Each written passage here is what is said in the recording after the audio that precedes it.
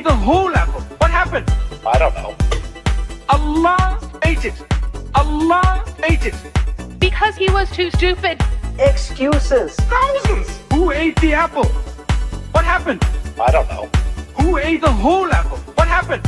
I don't know. Allah ate it. Allah ate it. Because he was too stupid. Excuses. Thousands. Who ate the apple? What happened? I don't know. Who ate the whole apple? What happened? I don't know. Allah ate it. Allah ate it. Because he was too stupid. Excuses. Thousands. Who ate the apple? What happened? All right. We are live. Welcome back to Reasoned Answers, your favorite home for all the crackhead clown individuals. Today, we're definitely going to be talking about some crackhead clown individuals. We're going to be talking about Muhammad Hijab and Ali Dawa, the kings of being crackhead clown individuals, one could argue. I'm sure that you are all familiar with the gist of the story that Muhammad Hijab, quote unquote, married a woman who is known as Aisha, that he tricked her into a contract where the marriage would consist of them meeting at hotels for Muhammad Hijab to get his enjoyment from her body, and that's all she would get out of the relationship. Shockingly enough, once she found out that was all the relationship was supposed to be, she was no longer interested.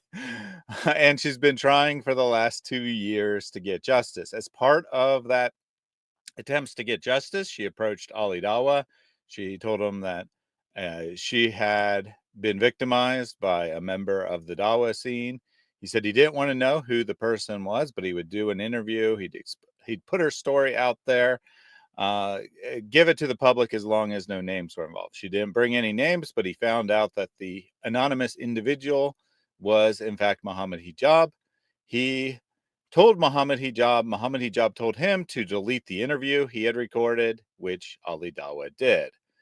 As far as they knew, that was going to be the end of the situation, that interview would never be seen again by anyone. In fact, after Aisha went public on the Behind Veils channel, Muhammad Hijab contacted Ali Dawa and he's like, "Hey, bro, you know that footage I told you to delete? See if you can get it back, because it might be useful. We might be able to use it against her." But they could not recover the footage. It was gone.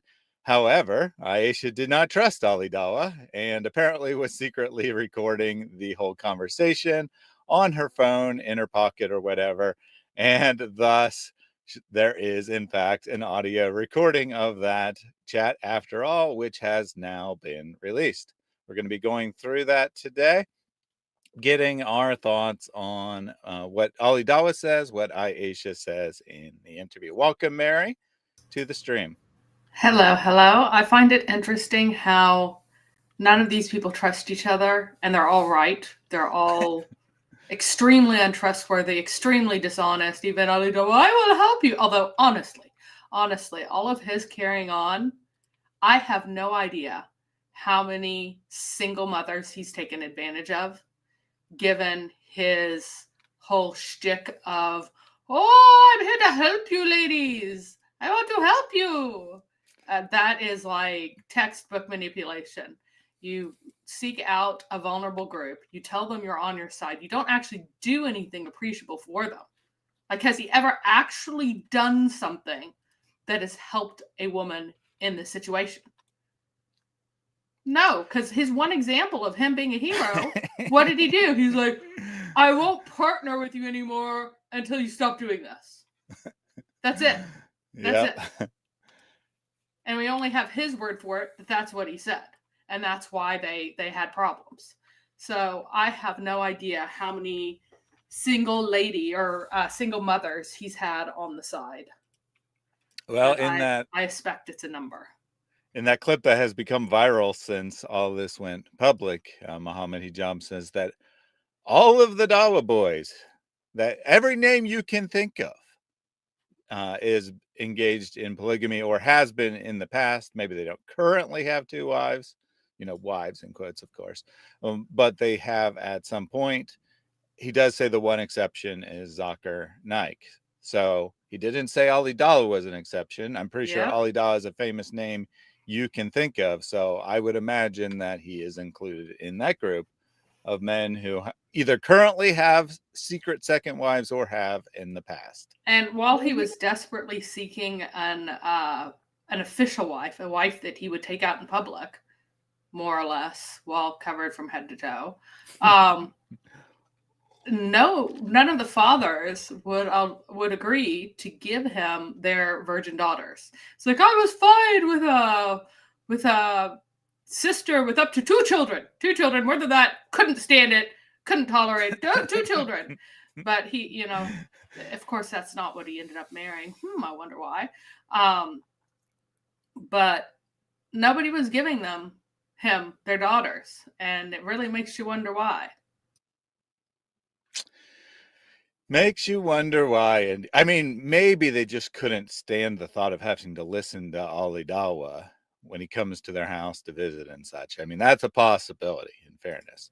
And I'm also actually not certain that Ali Dawa wasn't genuine in a sense. He might have actually originally thought, this is my opportunity to get rid of one of my competitors. I get rid of someone who is competing with me for views, and then changed his mind and said, no, I'm not going to throw Hijab under the bus. So it's possible that he was plotting in a different way originally. I'm not saying for sure he was always just going to bury the interview, but definitely not a very trustworthy individual. Well, getting the interview was a very good way of finding out what kind of dirt she had on him.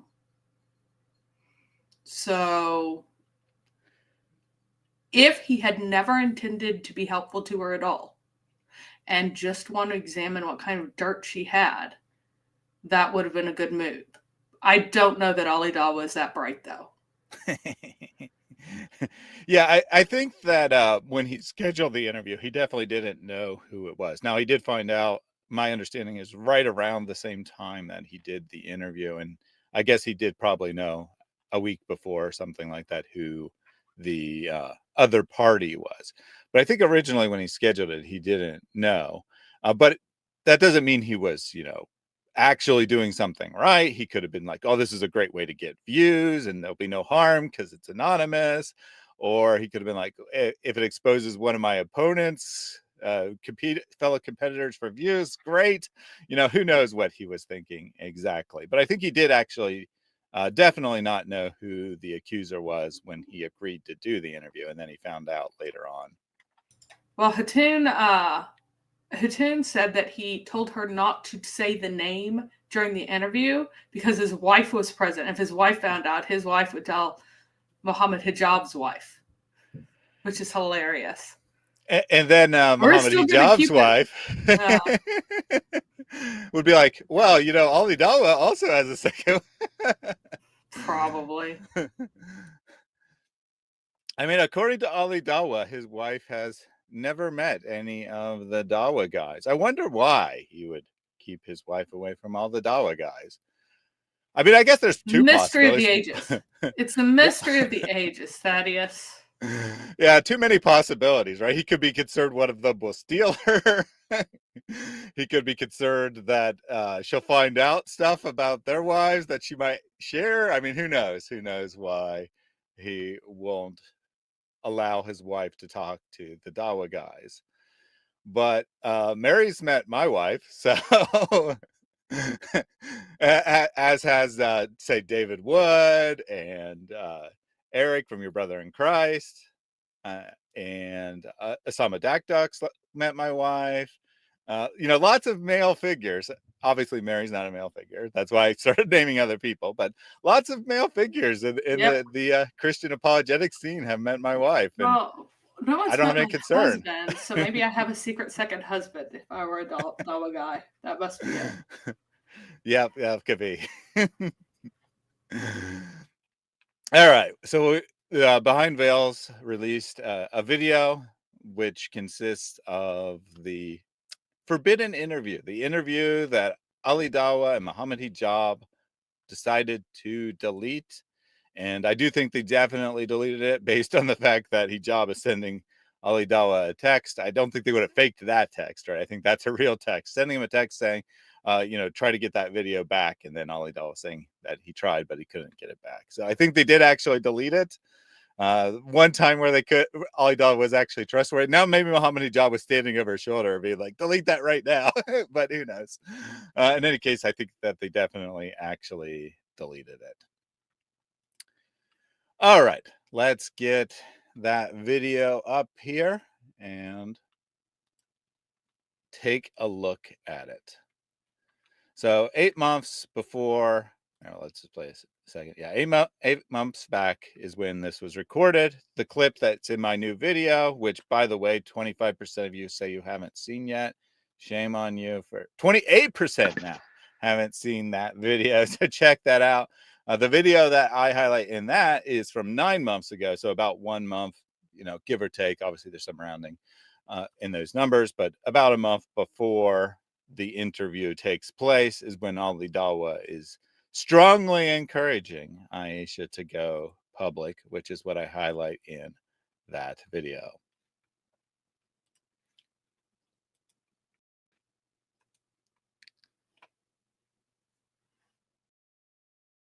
Until now.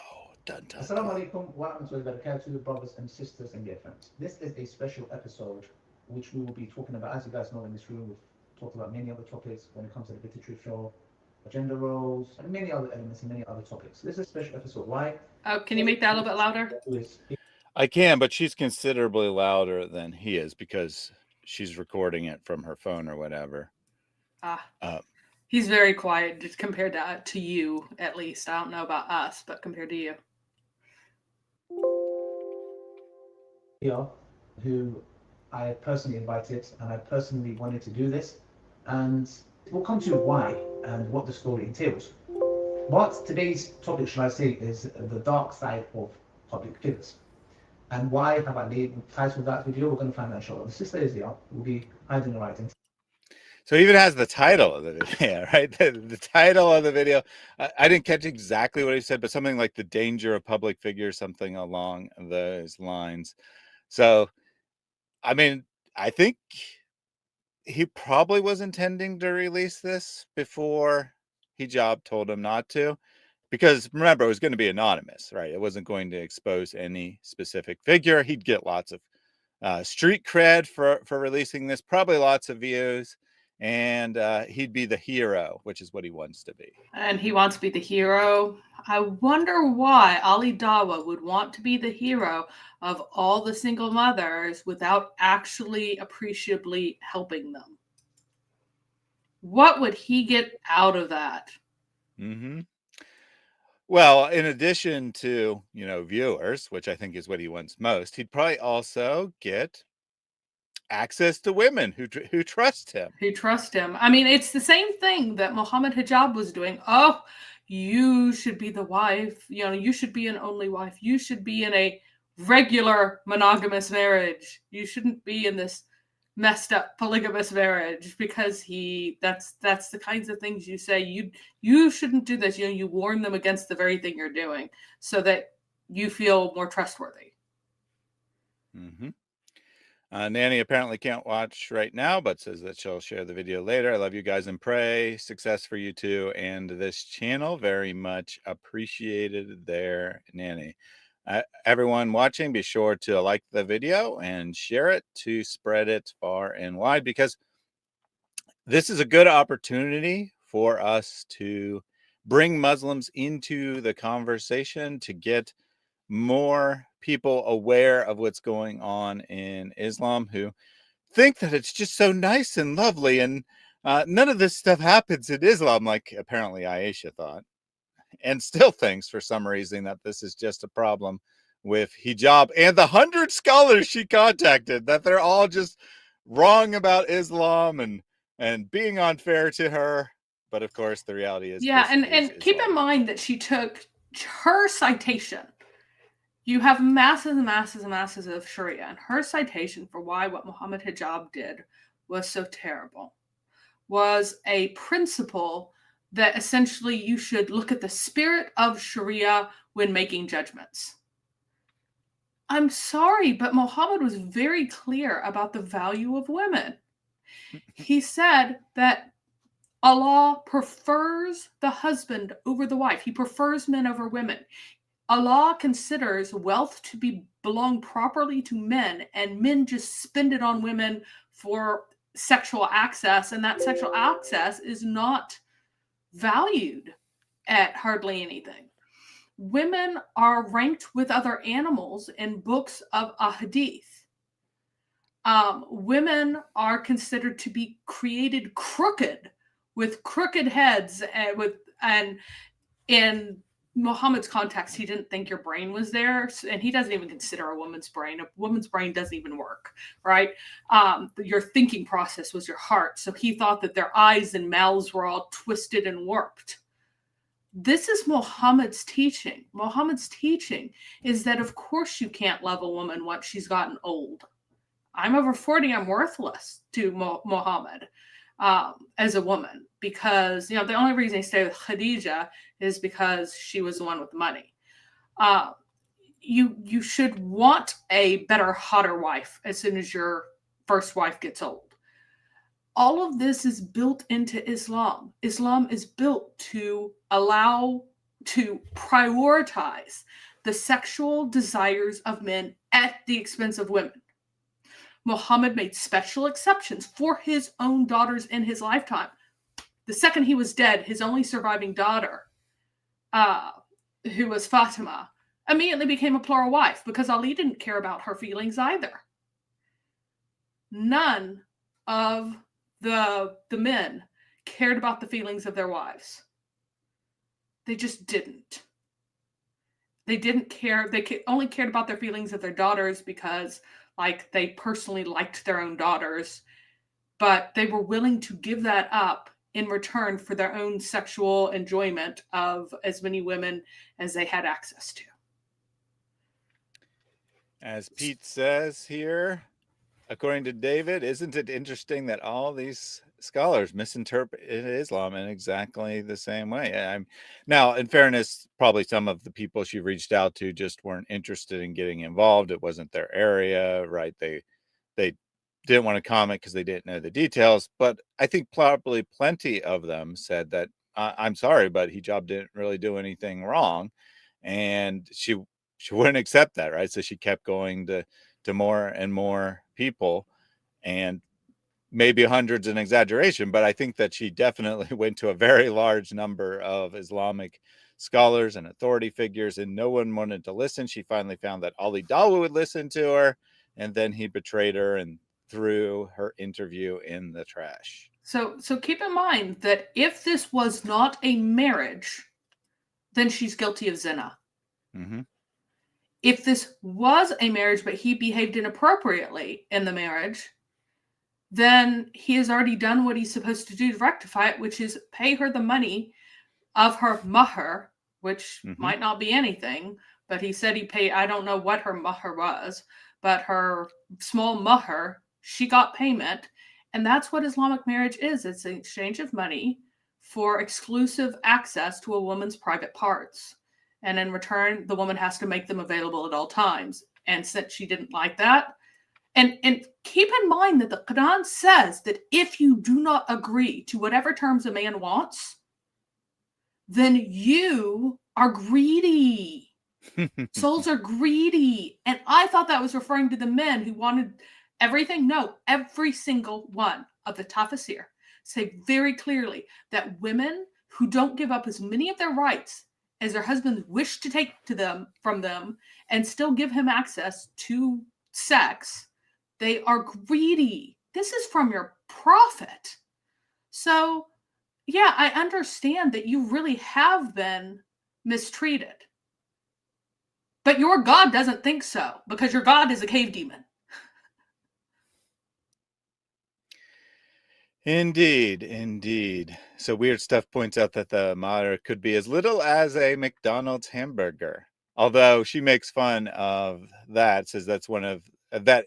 Part of the reason she's going against hijab is that he's giving this dangerous teaching where you can just get married over That a goes- McDonald's meal. But that goes to back to Muhammad. Muhammad said, "Do not make the mahr very large." First of all, he bragged about never having paid more than 500 dirhams or whatever the smaller quantity was. I think it's dirhams.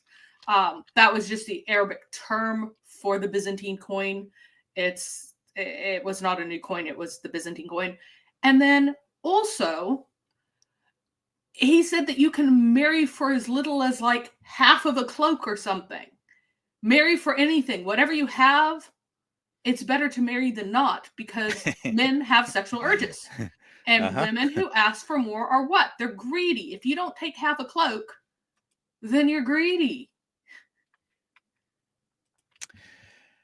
Indeed. So my point, although that was a very good point as well, my point was that apparently she did get more than a meal, because at some point in the argument, she specifically says, "Did I ever accuse you of not giving me my mahr?" Because, he's saying, like, "What do you want?" And basically implying, "Do you want more money?" And she's like, "No, I got the money I deserve, basically.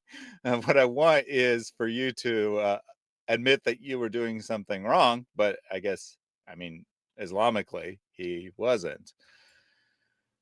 Yeah, a Good man question. can mistreat his wife, and the woman can ask for a divorce if he does not give her her rights. So, And he gave it to her. So he gave her the divorce. He didn't fight her on the divorce. Yep.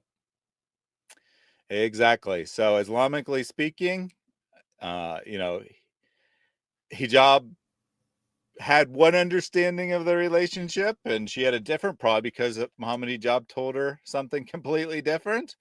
And when she found out what he was actually how he actually viewed the relationship as a boyfriend, girlfriend, sex only hotel marriage, she said, "That's not what I want." And he said, "Well, you got two choices. Islam allows this. I don't know why you'd refuse it, but you got two choices. You can accept what I'm offering, or you can ask for a divorce." So she asked for a divorce, and he gave it to her. Cargo Crew does have a very good question: why this lady Aisha keeps on defending Islam. And it really does show just how brainwashed and how groomed, I think is the word, girls are who grow up in an Islamic society, right? She grew up in an Islamic country, in an Islamic family. Apparently her dad's a sheikh, so a very religious family in principle. And she's been taught since she was a tiny little girl, not even old enough to read and write, that her duty was to fulfill the desires of a man. And that's what she thinks Islam is. That's what she thinks God tells her purpose in life is. And thus, what more can she expect, right? What more could she possibly expect if this is what God has ordained for women? Then she should just accept it. And if she's not accepting it, then she's rejecting God, right? That's what she's been brainwashed to think. And that's what nearly every Islamic girl is brainwashed to think. Well, they're also told that Muslim men are the best of men. So she thinks that the best kind of marriage that you could have in an Islamic system is the marriage that Muhammad intended for women. But he had no intentions for women to have a good marriage. Salama was miserable in her marriage to Muhammad, and it's the entire reason that there's the Sunni Shia split, because Salama was best friends with Fatima and was involved in the affair of Ifk, which was whenever Aisha was accused of adultery, because of her unhappiness with her marriage to Muhammad, because she said, "I'm a very jealous woman. I don't like sharing." Muhammad made her marry him anyway. So she has this artificial idea. She's told that, oh, this is about, the dignity of women and all of this stuff. She doesn't know that the reason why the hijab was instituted was because when women went out to poop at night, because Muhammad was still afraid of the latrine demons. So to go to the bathroom, they pooped in open fields. And when women went out at night, they went out alone. They would go out and have intercourse with men.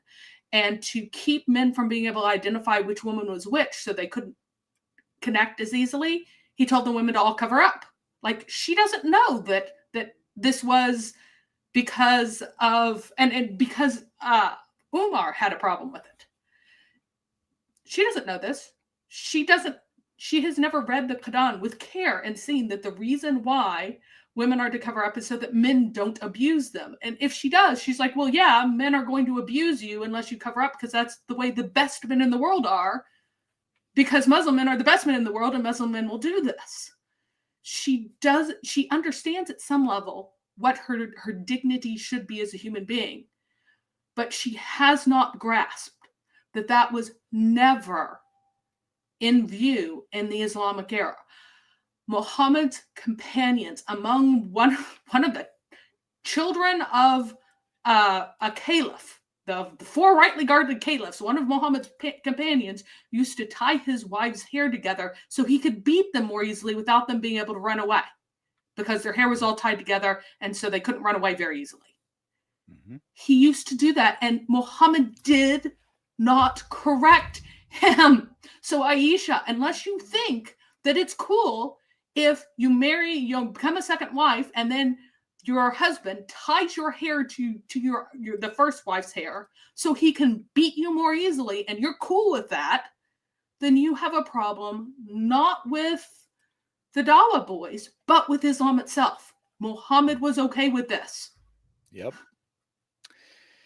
And 14 centuries of Islam agree that we are correctly understanding what Muhammad taught.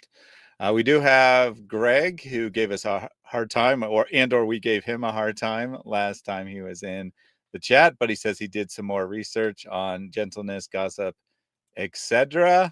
Hope all is good with you guys. Just thought I'd drop in and say, hey, anywho, hope you are well. Lots of love. Appreciate that, Greg. And by all means, if you think I get out of line, please do offer your corrections, because I am not perfect, and I appreciate the spirit that you have returned to the chat in. He also said, tragic spiritual situation Muslims are in, very sad. Yes, absolutely. That's why we do this material, to try to reach Muslims. And then he gave verse of scripture, Proverbs 24:17, do not gloat when your enemy falls. When they stumble, do not let your heart rejoice. And I am definitely not rejoicing or being glad about the situation. And I'm not saying that you were saying I am. Yeah. I am quite upset about this situation, right? The reason I'm spending so much time on it is not because I think that, this is a great opportunity for me, or I'm so happy about this. The reason I spend so much time about it is because I know that Aisha won't get any justice in Islam, any real justice. Nope. She'll get Islamic justice, but she won't get any she's real already justice. She's gotten her mahr. What else does she expect except for a ruling that it was zina? If it's zina, then she's guilty too. So accept yes, you were rightly, whenever you asked for divorce, you were rightly granted it because of this. That's the only satisfaction that she could possibly get. But Muhammad Hijab has already done the thing that he's supposed to do. I'm not covering this because I care about their drama. I don't. I'm covering this because this is predictable and it's at the heart of Islam. And yeah, they're famous figures, so more people will tune in and more people will learn about this. Mm-hmm. And that's why it's important. All of these people need salvation so badly. And Aisha began to doubt. And then Behind Veils, who is not doing anything that's Behind Veils, they admit that they don't know anything about Islamic law, but they have the sense of human decency. Why? Because it hasn't been smushed under Islamic law. That's the thing. Their human decency comes from very heavily from their Western surroundings that have been colored by Christian values. And it's not Islamic. The fact that someone who still considers himself a Muslim came forward, who doesn't know anything about Islamic law, it's good that God gives rain to the just and the unjust, and rain is a blessing in context. A lot of people don't realize that.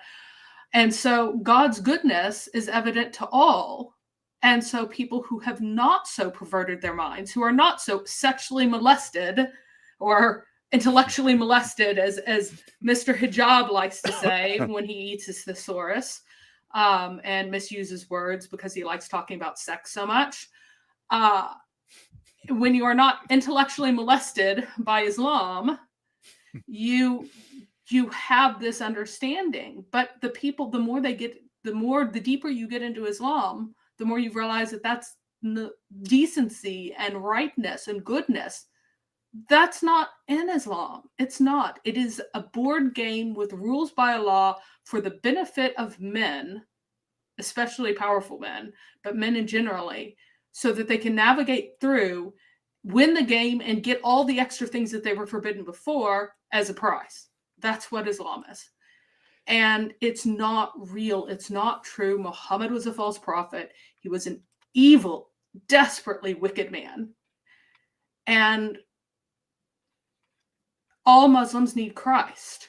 They need repentance. They need real goodness. And that is why I'm talking about this. I do not care otherwise. Yeah, as Tiger here says, we're hoping for Aisha and even Muhammad Hijab to come to Christ. That's why we do everything we do. One more comment before we get back to the video. Nanny says, you guys need to like the video. There are 109 viewing, but only 8 likes that I can see.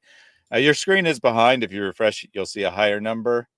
The actual number is at the stream stats at the top of the screen. We got 65 likes right now. Now, if you refresh, you'll probably see like 40 or something like that. The public number is behind the actual number, but the actual number is 65 right now, which means still that there are at least 40 people in the chat who have not liked the video. So be sure to like. I might have been one of them. All right, let's play a little bit more of the video here. Her voice will be changed to protect her, inshallah. But there'll be many important lessons for us to learn from her story of what she went through, and from myself as well. I wouldn't say what I went through was as bad as what the sister herself went through, but there's many lessons for us to learn for brothers and sisters who are looking to get married, who are married, to learn that they do not repeat the same mistakes, or should I say the oppression that others have done to sisters like yourself and many brothers out there. So we're going to get straight into, inshallah. First, I'm not going to introduce the sisters, I'm going to stay anonymous. We're going to, inshallah, get straight into the interview. Without wasting any time, inshallah, I want you to tell me from the very beginning, like, maybe if you want to give some context, if you want to start, I'm going to leave it to you. Tell me where you want to start the story from, and then we will take it from there. First of all, I would like to make 2 very important points. The first one is, this is my very first appearance on social media, like me coming on social media.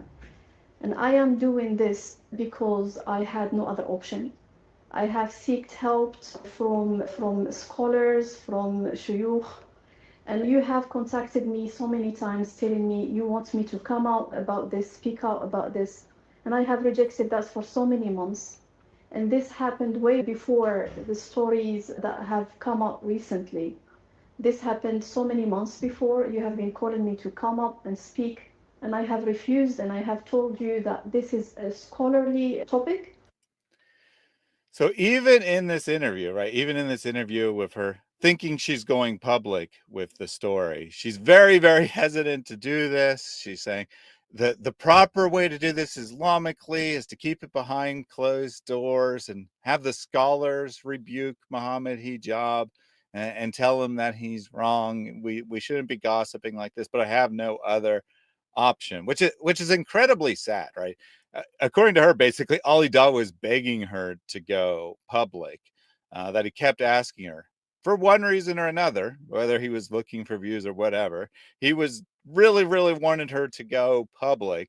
And she's like, well, you know, all I've learned from Islam over the years is that I'm not supposed to go public with this information. I'm not supposed to expose hijab publicly, which is just so sad, right? So sad. She was abused, mistreated. In her words, he ruined my life, and she's still trying to protect him. If you're speaking, Mary, you're on mute. Sorry, nope, I wasn't. And I agree. The thing is, the scholars told her to go away because, again, my summary is, what more do you expect to get? Except if she wants a public shaming, the thing is, she admits it's supposed to be handled behind closed doors. She can't reconcile the fact that she has been mistreated and abused with the fact that there is no recourse for her and there is no justice, and it does not exist in Islam. So that's basically it. Yep. Divine Mercy says that hijab is kawreed. If you don't know what that's about, check out my live stream on David's channel last night. It became quite a thing in the chat. Kawreed. All right, let me take this first super chat and see if I fixed the bugs in the new feature from Piggy Doo.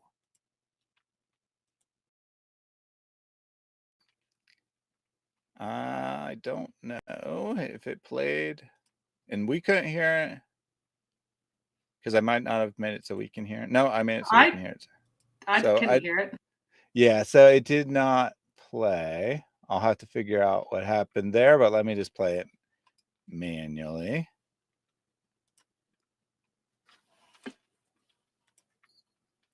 Sorry, give me 1 second. I wasn't prepared. So this is so hard for me to get to work, right? Because I can't test it on my own because I can't give myself a super chat. So I can only, quote unquote, test it while we are live. And then I can't really fix anything while we're live because I'm busy on the stream. So then I have to do it while we're not live. And then I guess I still didn't get it right because it didn't play. But anyway, we'll play it now. Artemis, I got it in front of my screen right as I was trying to play. I couldn't see the play button. God bless dot prayers that Aisha comes to Christ. Dot prayers.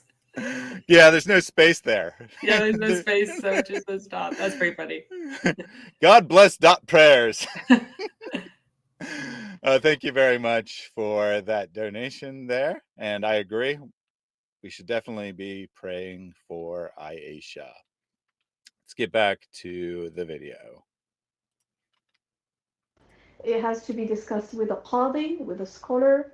They have to come out with a verdict, and they have to scrutinize both our sides and analyze our talks, both of us. There must be justice done by a qadi, by a scholar. I couldn't find that. The sheikh who was involved told me that we don't have this Islamic rulings and Islamic courts on these kind of things. I wanted to share my story. I do strongly believe that I have paid a very big price, and that is because of the trust that I had for this person. That was actually an interesting thing she said there, which wasn't part of her other testimony, that the sheikh that married her and Muhammad Hijab told her that, oh, we don't have Islamic courts. We don't have Islamic justice. I think what he's really saying is here in the United Kingdom, right? We don't do that. But basically telling her to shut up, right? Because you live in the UK, or I don't know if she's a permanent resident or whatever, but she was at least in the UK when this happened. And as a result, there's no opportunity for justice for you. That's what the sheikh who married them said to her. And that's not even true. There absolutely are Islamic courts in the UK, which rule all the time. So he's just lying to her. He's just saying that it doesn't have the force of law in the UK, but Muslims still regard it as if it does. So I don't know why he's even bringing that up. And Christian Gadfly says she needs to bring certainty. Without certainty, there's only innovation and bid'ah. Was I one of the people who Aisha contacted? No, she only attempted, as far as anyone can tell, as far as public record goes, to contact David Wood and Abdullah Samir. Those are the only two individuals who outside of the Muslim circle that she attempted to contact. Respect that I have for him, and the fact that I have left full leadership for him. And the other point is mentioning the previous stories. You came out with a video and I was honestly very worried because of that video you made. Because for me, I thought like after your video, and because you are an influencer, now many people are going to see any woman who will come out and speak, and they are going to categorize her, and they are going to think this woman, probably she fits in that category. Probably she's just lying. Because you are an influencer, and this is the power of social media, which has changed the course of the war in the Middle East and with Palestine and all that. I have told you this, and I told you that I'm very worried. And you came out and made that statement. You said you just didn't want the Dawa men to be categorized. And I am involved in Oops, I did not mean to skip ahead. I'll find the correct place when we resume there. But what she's referring to is the same video that we played the first half of on David Wood's channel yesterday that has clips in it from it in my video that I released yesterday, that he's saying, it's not fair that all the Dawa boys are labeled with this label of being narcissistic abusers of women. Some of them aren't. and then he goes on and talks about a specific situation, and he says there's more to it than just the accusations the woman has made. She has distorted some things. The men Yes. did some things wrong, but she distorted some things too. And Aisha's like, dude, do you not realize how your audience is going to interpret this? They're going to interpret it that as you saying all women are liars and all the Dawa boys are saints, is basically what she's saying there. Yep. And keep in mind that his best example of a Dawa boy doing something wrong is that, oh, but she also lied. She also did some things wrong. Probably trusted him. to see any woman who will come out and speak, and they are going to categorize her, and they are going to think this woman, probably she fits in that category. Probably she's just lying. Because you are an influencer, and this is the power of social media, which has changed the course of the war in the Middle East and with Palestine and all that.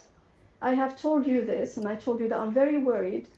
And you came out and made that statement. You said you just didn't want the Dawa men to be categorized. And I am asking you now if you would like to make a comment about that, because I don't want women to be categorized too. I think, yeah, that's good. Obviously, you got in contact with me first on Instagram, and obviously wanted to go about the proper way that. So she goes to this long thing about his video that he had just released, or well, I mean, not really just released, but recent video at the time. And she's like, yeah, you kind of made it look like women are liars and Dawa boys are great. And do you want to say anything about that? And he's like, yeah, that's good. And then like goes immediately into discussing how he came in contact with her. Doesn't seem like he's too enthusiastic about correcting the record on his own video there. Etc., judge, etc., which shows your sincerity. You was not here, you did not come to me and say, I want to do a video. You didn't come with that, which is true, which I found very genuine of yourself. And the reason why I was pushing for this is because this happens, and I know it happens. I hear of stories of it happening. So to me, like, I believe it is wrong. In my teen years, right, my very best friend, very close to mine, she left Islam. I was a teenager at that time, around 15, and that shook me tremendously. And I started feeling ashamed and questioning myself. And I thought there is no way you are incapable of defending or justifying your belief. So that was a changing point in my life. I started learning about my religion. So when she's a teenager, her best friend apostatizes, and she took that really hard and basically said to herself, I'm interpreting her words, but she basically said to herself, you don't really have any reason to believe Islam is the truth either. Why are you staying in the religion? So then she starts to research Islam, and she gets involved in Dawa, is what she's getting at here. That she's like, as a teenager, when her friend leaves Islam, she's like, yeah, I don't really have any reason to believe in Islam either. Why shouldn't I be an apostate? And of course, that's the reality of 99% of Muslims. They don't really have any reason to believe in Islam other than like prejudiced reasons, like you're the best of all people and non-Muslims are trash. That's the real reason why people stay in Islam for the most part, is because they don't want to be trash. They don't want to be outside of Islam, but they don't have any intellectual reasons to believe in Islam. So she starts researching and she gets involved in Dawa, and that's eventually going to connect her to hijab. Yeah, and I would recommend for her the book Marriage and Slavery in Early Islam by Kesia, I'm not quite sure what her first name is, but Kesia Ali. I will put that in the chat. You can easily find copies of it online. And by early Islam, they mean any time before the 20th century, before colonialism changed views about it. I also strongly recommend, and this woman has Islamic background. I don't know for sure whether or not she's a Muslim, and she is a massive reformer. She's trying to twist and change everything as much as she possibly can to make it seem like the religion doesn't have to be what it has always been. But if you believe that Islam was the perfect religion and that it should follow early things, then marriage as such, as much as it exists in Islam, was always conceived as an institution that was a sister institution to slavery. Mm-hmm. It was the ownership of a woman, the ownership of dominion over a woman.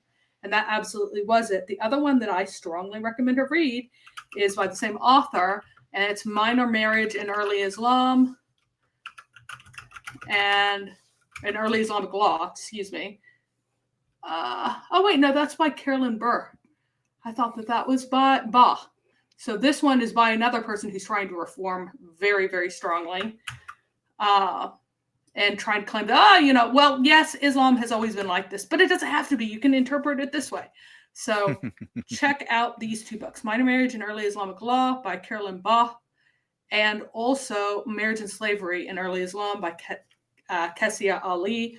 Read any of the manuals of Sharia law that are made available for wide dissemination, the foundational books, not the books on the books and the books on the books on the books, but all the foundational books also outline these points extraordinarily clearly. Because she clearly craves and companionate marriage, but companionate marriage does not exist as a concept in Islam. It is the purchase of dominion. That's what it is. And let me just clarify there. We're not saying that no Muslim. Whoops. Sorry about that. I added the cat, and because I was talking, I wasn't able to mute it quick enough. Anyway, we're not saying that no Muslim man treats his wife as a companion, but rather that the religion doesn't teach that. It doesn't have that as part of its foundation. So any man who does that is doing it because of their basic human instincts or because of Christian values they've absorbed, not because of anything from Islam. Exactly, and that is absolutely my point. What does Islam teach? Because you're talking about Islam. You're talking about staying in the religion. You're talking about the value of the religion, not what certain people might do in spite of the religion. What does the religion teach about men, women, their relationship, their value? Is this something that would be from God or from a man who really likes sex with women and built a religion around it? Think about this carefully, about whether or not this feels like a religion of, very clearly a religion of men, or whether or not this seems like the religion founded by the creator of all who loves all. So we have a Muslim in the chat. Unfortunately, there's going to have to be consequences for this. Not for being a Muslim, but for... No. Sorry. So incredible insight. And the comment was already deleted by Phil. Yes. I wasn't going to read it anyway. I wasn't going to read it. Get a book because they can't behave, and it's really fortunate. I keep this in a drawer right next to my desk. So let's see. Let's take it from the chapter on women. All right. Now, you say sexual things about people immediately because you are perverted. And your perversion comes from following this book. So, chapter 4, where are we? The surah named after women. This is supposed to tell us that women are very valuable in Islam. But here's the thing. There's 2 different chapters named after cows. And I have a cold. I've been muting this as I've been blowing my nose and stuff. But guess what I can do now? I don't need to mute. I can soften it up a little bit. Make sure you see that it is true Arabic words. And now I need to blow my nose. Now, we do this because your book says that you are not to be hateful and insulting to us, or else we will abuse Allah. So you should believe right now that you should have to answer to Allah because we have only obeyed Allah in taking care of your book in such a way and insulting Allah because of your bad behavior. So again, do not say disgusting and profane things and you will not be mistreated. All right.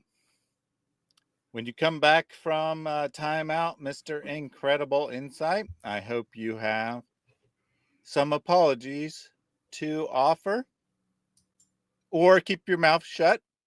Otherwise, there'll be additional consequences. All right. So with that out of the way, I did want to get this comment from Tony here. Why is Recent Answers not being Ali Dawa when Mary is playing the part as Aisha? Nice. So for those who don't know, who aren't regulars to the channel, when Mary has other things to do and doesn't have time to put on makeup, she wears the full niqab there so that she cannot be recognized, which is its purpose, right? That is the purpose of any kind of head covering in Islam. So when women are covering their hair for modesty and showing their faces, they're not actually doing what Allah intended.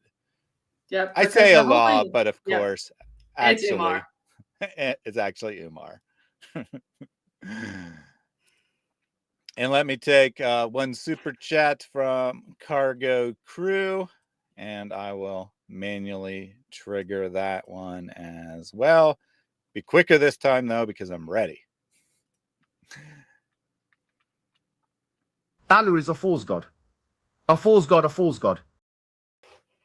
That worked pretty darn well with the accent. That's great. Allah is a false god. False god. False god. Epic. Thank you very much, Cargo Crew, for the donation there. And I will work on getting that automated playing of them fixed. I have it's generating a log of everything that happened so I can look in the log later and see why it didn't automatically play. But at least it generates and I can play it manually. All right, let's watch some more of this video. Oh, I got to reshare it. I took it off so that we weren't tiny during that little distraction there. Getting more religious and learning and attending classes. And I even, subhanallah, joined Dawa group when I was in my country. This should be around 2004. So I joined the Dawa group and it was mentored by one of the scholars in my country, other shuyukh that used to give us advice. And we started with whatever resources we had.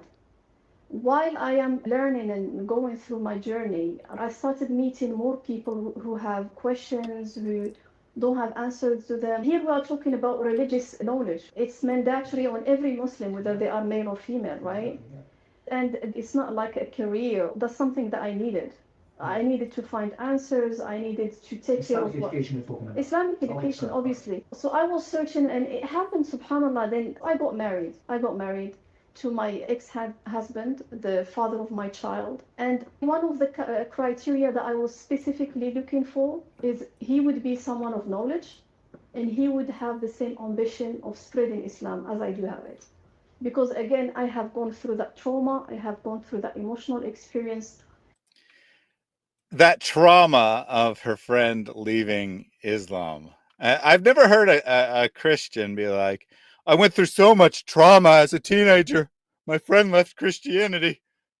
Yeah. I mean, No, and that's because Islam is this collectivist religion, and you have to believe that nobody would ever turn away, nobody would ever leave it. And it's really funny because the reasons that she stayed were lies. And she knows that they're lies. How do we know that she knows that they're lies? Because she was asking about the preservation of the Quran, and nobody will answer her because she was told letter by letter, dot by dot, exactly identical, even though we know that the Quran is not in the order that Muhammad said that all the books of Allah were in the order of. We know that we're not even certain what things got left out of the Quran that should have been in it. We're not certain of things that are in it that might have been abrogated. We don't have certainty on anything in the Quran. And additionally, there are numerous verses that were recited differently, entirely different phrases up until the later age of Kufa. But what we have now from Kufa are not, Hafs is supposed to be a Kufan recitation, right? But it doesn't match the records of other people saying, when I went to Kufa, all the people recited it this way. Somehow Hafs doesn't say it that way. And there are many other examples in the chains of narration. They put people who said that this Uthmanic book, which we're not even sure what it is, but this Uthmanic recitation is not the Quran, and do not give up your books for this, because your books are true. They're from me. Don't give them up. That they'll just stick Ubay in the chain when Ubay was like, no, I will not accept these books from Umar and Uthman. No. So it's all built on lies. And one of the important things is that there is no variant that exists that is even vaguely plausible in any of the biblical manuscripts that could change practice or theology, either the way we practice the religion or its fundamental beliefs. And there are issues of both practice and theology in the variations in the Quran. How you wash your feet depends on where you derive your law from. The ruling about what to do whenever you don't follow the Ramadan fast, that ruling is dependent on accepting two contrary readings and just giving them one condition of this and then take the other reading of that. We have so many things that are in the whole big thing about Allah is not like anything in creation. There are variants in that verse, which is fundamental to Aqidah. There are variants that do not say that. And so what are you left with? You're left with certainty on nothing that is foundational in Islam. And of course, huge amounts of the practice don't even come from the Quran. They come from inferior sources. Even though ahadith sometimes correct the Quran, you can't tell me that the ahadith are the words of Allah. So it's horrific and shocking, the kinds of variants that there are. But she was still like, I've heard there are variants. What about the Quranic preservation? Because her sheikh just lied to her. So it's quite impressive. So Incredible Insight was timed out. He returned. He made an even more vile comment than his first one. He is now permanently banned from the channel. But as promised, there will have to be a second consequence here. We're going to go pink this time because Incredible Insight is a little baby girl with the way he is acting. We will go with this one. Whoops, it doesn't like to read, but see, it's Arabic there. Give you a nice close up of the ripping. Well, I'm just gonna take it and wipe my armpits with it. How about that? Artemis is staring at me. She's like, what are you doing above my head? This one's about spending your wealth to kill people in jihad. So I thought that was appropriate. There we go. Another one. I'm now going to abuse my cat. Cover in Quran fragments. We have ripped the Quran into shreds, just like the Quran tells Muslims that they are doing when they and let's are talk constantly about misinterpreting Islamic fasting. Everything's backwards in Islam. Marriage is actually prostitution and the purchase of sex. Because what is prostitution except you buy sex? And you buy sex exclusively for the duration of the time you're paying her. That's all Islamic marriage is.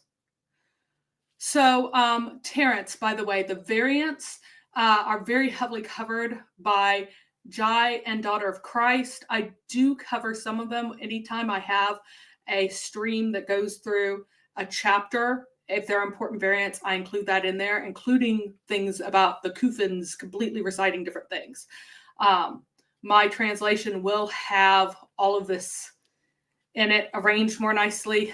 I just need to get my remodeling done so that I can do that.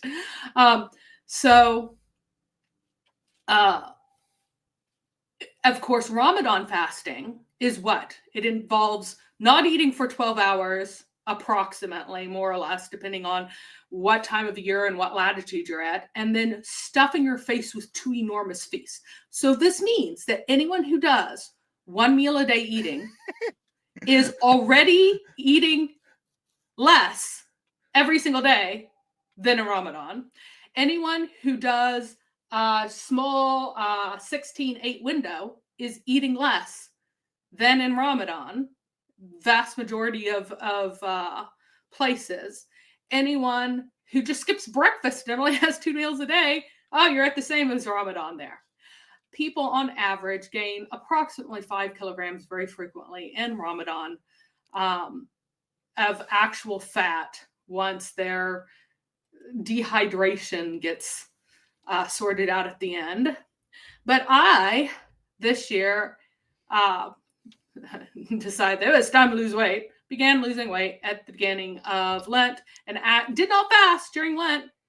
Still managed to lose like, I think, 8 pounds before Holy Week, nearly 9, right?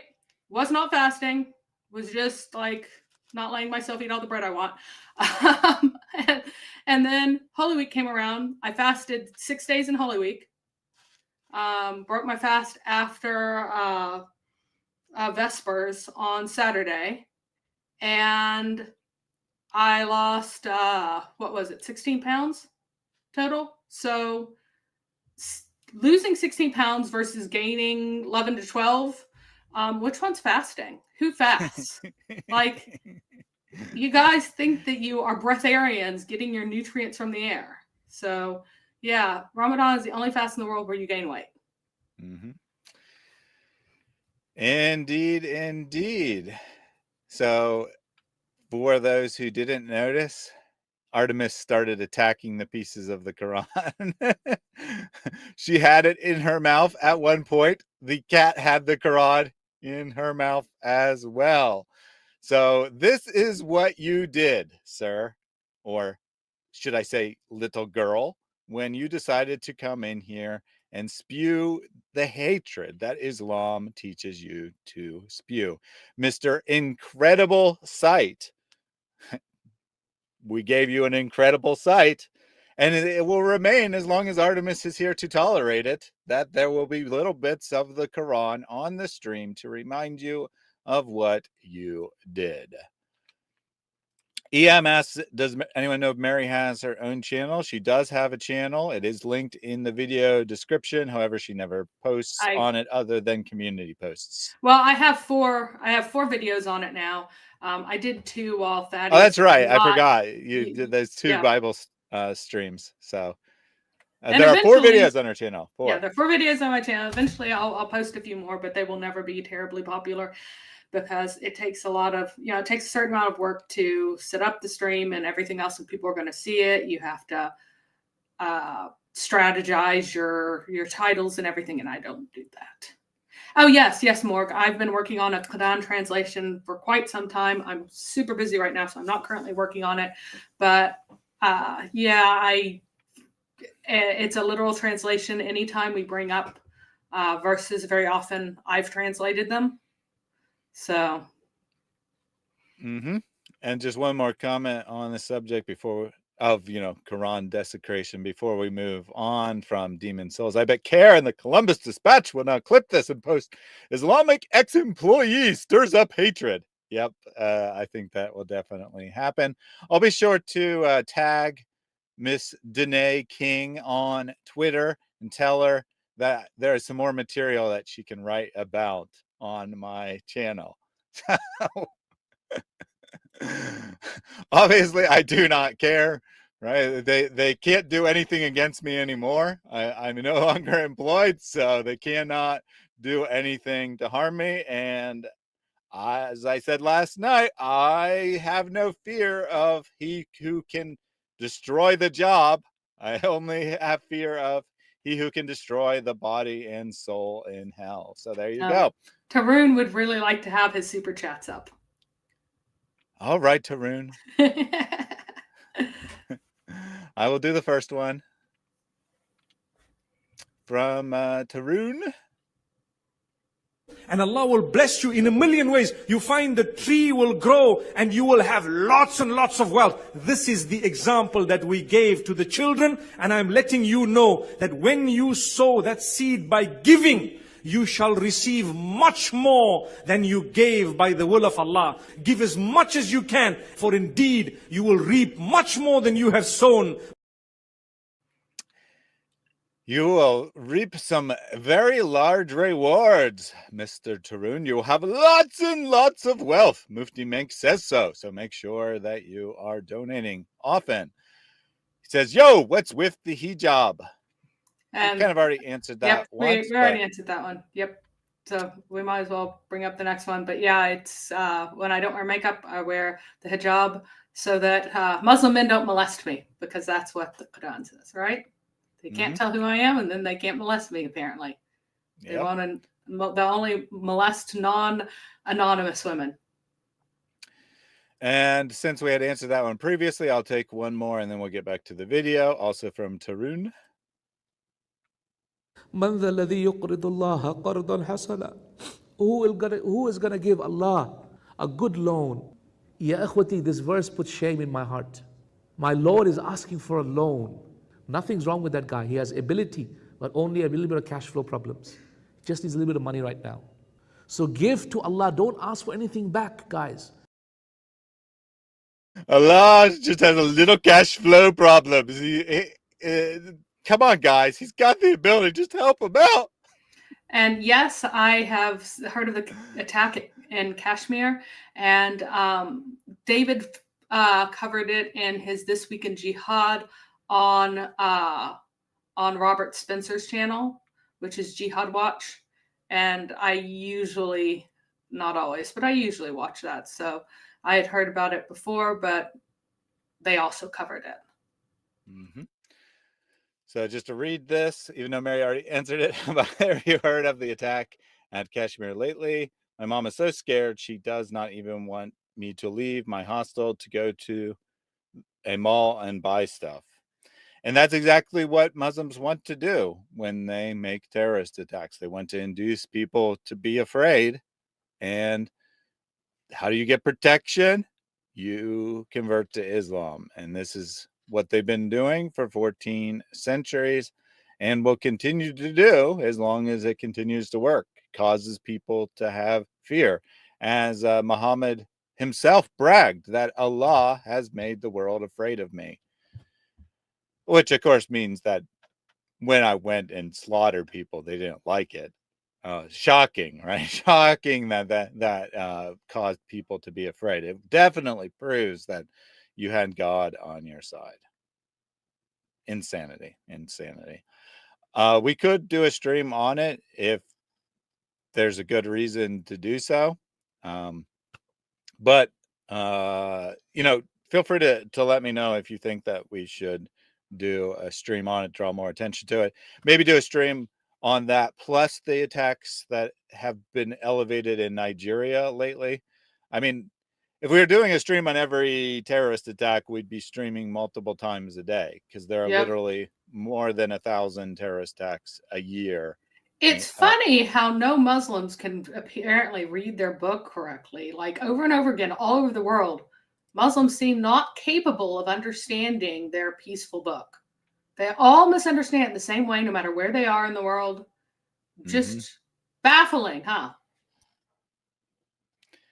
Very, very strange that none of these Muslims can understand what's in their holy book. And you don't see the same thing happening in, say, Christian societies.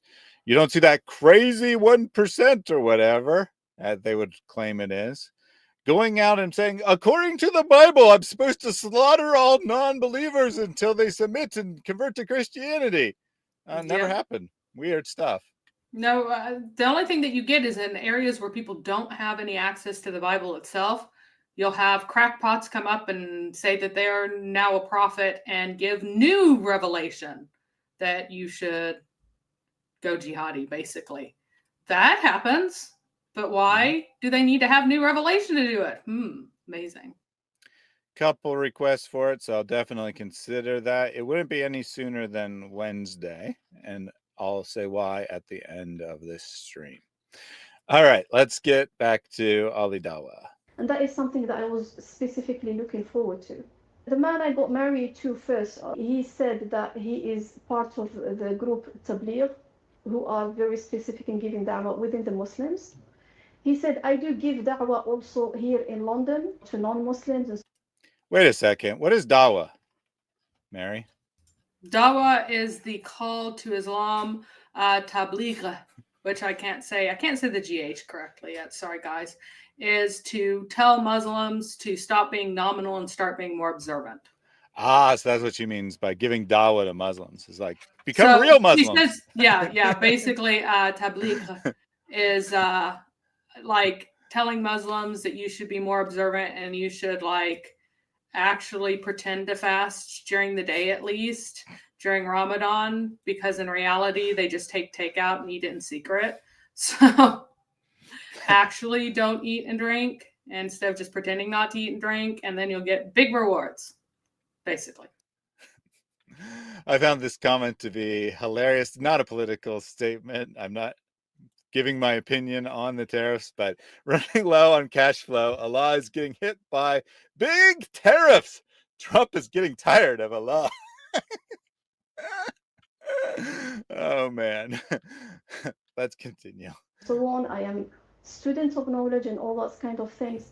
So this was one of the main points for which I got married to him. When I came here to this country, it just turned out that he's not really into seeking knowledge. Okay. That is something that I found out, obviously, when I came here.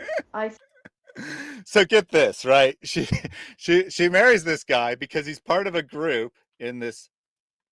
I think that she was from Morocco, right? So 99% Muslim country doing dawah to Muslims, like saying, stop being so secular, start being actual Muslims. Then he comes to a secular country, the United Kingdom, and then he's like, yeah, I was just faking it. I wasn't really interested in that crap, but I had to in our society. Right, so this is like one of the most religious Muslims in her home country. As soon as he's out of that country, he's like, yeah, Islam's crap.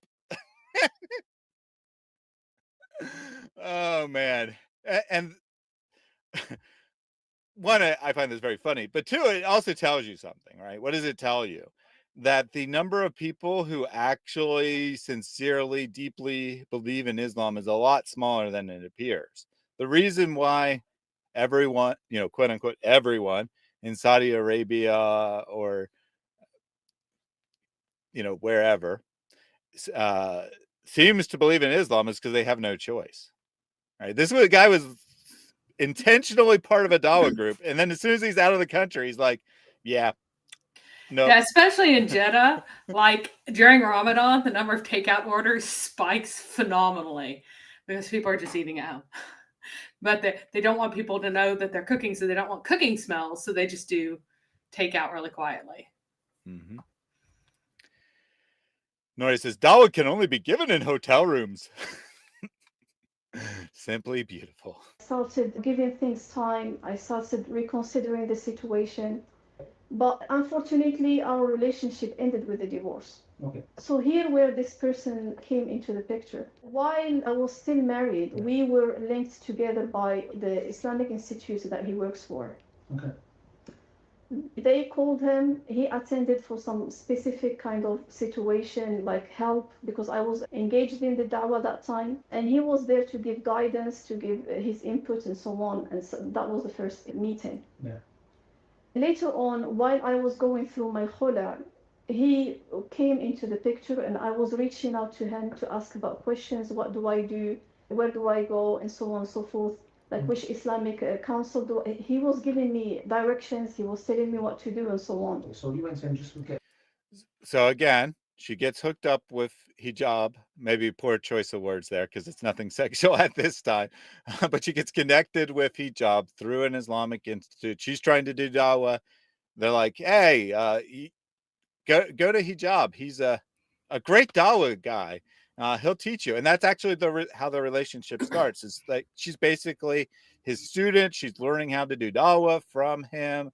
And then she's also going through this divorce. So then she starts asking hijab for advice about her divorce situation or her marriage situation at the time. And he starts telling her what to do in the marriage situation, how she should approach her current marriage. And surprise, surprise, he ends up advising her to divorce her husband or ask for a divorce, I guess.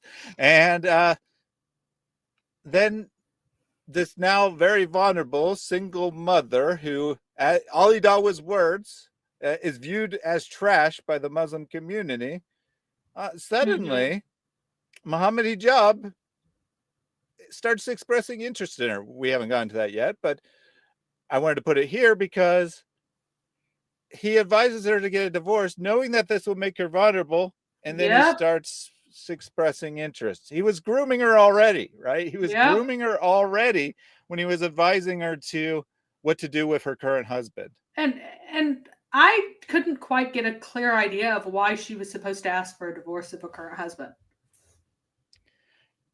Because she wanted to be married to a Dawa guy. But he already was a Tabligh guy, and like. But when they came to the UK, he stopped doing it. He didn't want to do it anymore. So, but that is not a valid reason to ask for khula, and Islamically, like he's giving her advice that is like totally un-Islamic, 100%. Yeah. I mean, she doesn't allege abuse. She doesn't allege, well, not that would be un-Islamic either, but she doesn't allege that he mistreated her. He doesn't allege that he was violent. He doesn't allege that he abandoned her. All she alleges is that he stopped being interested in doing Dawa. I mean, there might be more details there, but she doesn't give any, right? That's the only reason why she wants a divorce from him, according to her testimony. Yep. So, yeah, I mean, this is terrible advice if you have any value in marriage at all, right?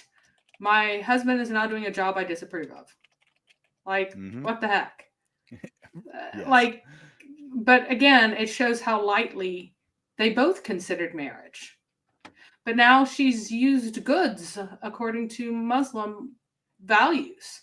You can do all sorts of things to a once divorced woman. Then they just don't care.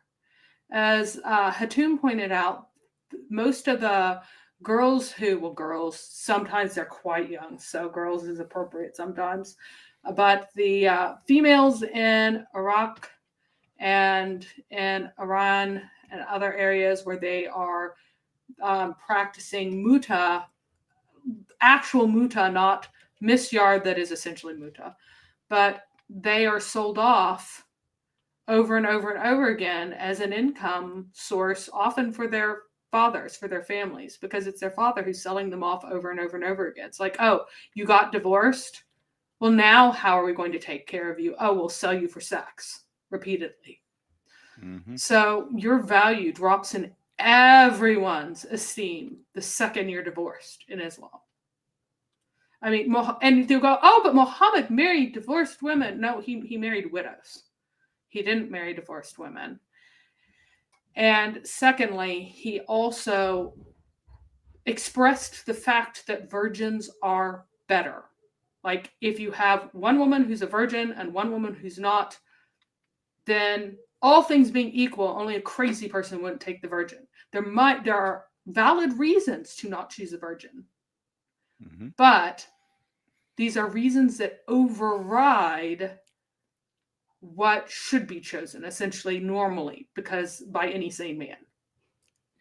Yep. There's the hadith where one of Muhammad's companions marries a woman who already has children. Not quite sure if she's divorced or her husband died, but either way, she already has children. And he's like, why did you marry no, it doesn't even say that she has children. It only says that she's a matron, that she isn't a virgin. So okay, may or may not have children, sorry. But why did you marry this old woman? Why didn't you marry a virgin so you could play with her? And then he's like, well, I got multiple sisters that I need to take care of, so this was a better arrangement for me. And Muhammad's like, well, in that case, I guess that's all right. But the ideal is to marry a young virgin that you could play with, perhaps a 9-year-old, for example. And that is the example that Muhammad sets as the ideal for his companions. And when they don't do that, he's like, what's wrong with you? Why don't you marry a little tiny girl like me? All right, let's get some more of this interview. Some knowledge on how to go about things. Yeah, Okay. because obviously the person we are talking about is not just a social media figure. Okay. This is someone who has PhDs in Islamic studies, Oxford, Cambridge, Al-Azhar, the Middle East. He has contacts with She did say he was an Oxford graduate, so she can't be accused of not saying that he was an Oxford graduate. Just I'd point that out. every scholar out there in the world. Can you tell me the story about how did this evolve from here to him proposing marriage? We used to talk, and from now and then, and I used to reach out to him. I used to call him and ask him about advice. He sometimes used to call me back himself. Okay, so let's just add to that. When you say we used to talk, can we give some context to that? Because what do you mean by we used to talk? I used to ask him questions, call him to ask him questions. Again, as I said, this is a teacher. His profession is to teach others. He has programs and projects about teaching others in Islamic context. And while we used to have that kind of conversations, he started giving me hints that he was interested in getting married to me. He used to talk to me about himself. Like, for example, when we are addressing my story with my ex-husband, he would say, oh, you know what, I am not like him. That's not how I would act as a husband. He used to share his personal life with me, telling me, you know what. Now we get to the truth. Mm-hmm. She didn't like his attitude, didn't like the way he acted. That was more the reason why. She was just moderately unhappy with her marriage because she didn't feel like her husband was treating her well enough. He's like, ask for a divorce. And now you're vulnerable. Notice again, right, that he starts talking about himself while she's still married or right as she's getting the divorce, saying, oh, not all men are like your husband. I'm not like him. Innocent enough, right? If you don't suspect anything. Oh, but it's in not retrospect, innocent enough if you have two brain cells rubbed together. But unfortunately, a lot of women are very, very susceptible to that kind of nonsense. Well, let's put it this way. This hasn't occurred. This isn't an actual situation. But if a woman who I was friends with came to me and said, my husband's doing X, Y, and Z, abusing me, hitting me, I'd say, get out of that situation. And if she said something like, well, all men are like this, I'd say, no, they're not, right? I'm not like that. None of my friends are like that. So, I mean, it could be innocent.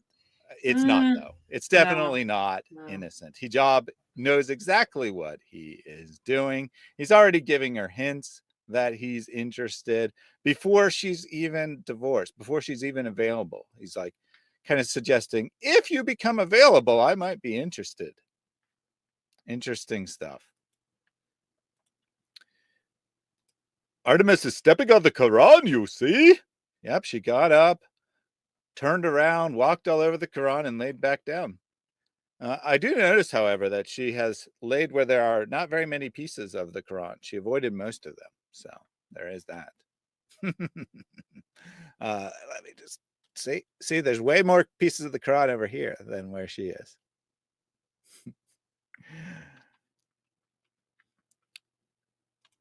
Quran just stopped on Quran while pacing in circle. True. No miracle here of cats not stepping on Qurans. In my story, and would you consider polygyny? For me, it's a traditional marriage. There are emotions, and people get married, and they make a family. They have mutual ambitions, and that's it. Yeah. So that's how. So how did she describe Islamic marriage? She said traditional marriage, right? The normal way of doing things in Islam is it's a contract. People get married because it benefits both families. They don't have any feelings for one another. That's all there is to it. Yes, but she's leaving out the fact that it's not just a contract, but that it's a purchase.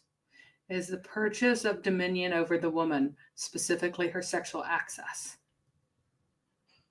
Oh, we got our friend has returned under a new username.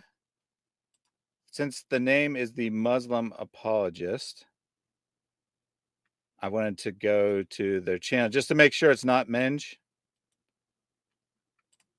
It's probably not, but I just want to make sure it's not the Muslim Apologist, Minge. No, it's just a random channel with no videos or subscribers.